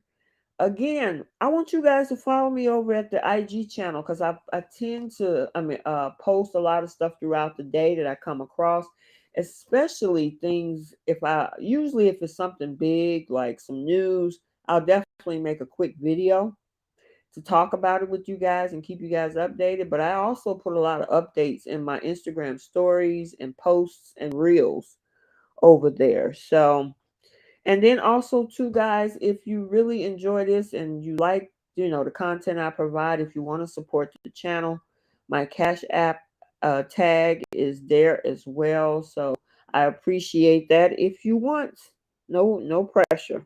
So happy to be able to join the stream today. I had a rough day and I really needed this. Oh, I'm glad you enjoyed it, Jacinta. I'm glad you had a lot of fun. Yes, yes, yes. Thank you guys. Thank you so much. So we're going to end it right here. And I'm glad you enjoyed this. And I want to continue to provide quality content for you guys and everything. And, if you aren't subscribed, subscribe to my channel. We keep it a safe space over here. We keep it objective, no judgment, no bullying, unbiased. We cut right down the middle, over here. And if that's not your thing, that's cool too. There's a lot of other platforms, but I'm just saying that's what we do over here. And yes, be safe, stay healthy. I can't wait to watch tomorrow's show. Yes, yes, yes. And yes, I will try to do that as well with the episode. So, you guys stay safe, and until the next one, we will see you soon.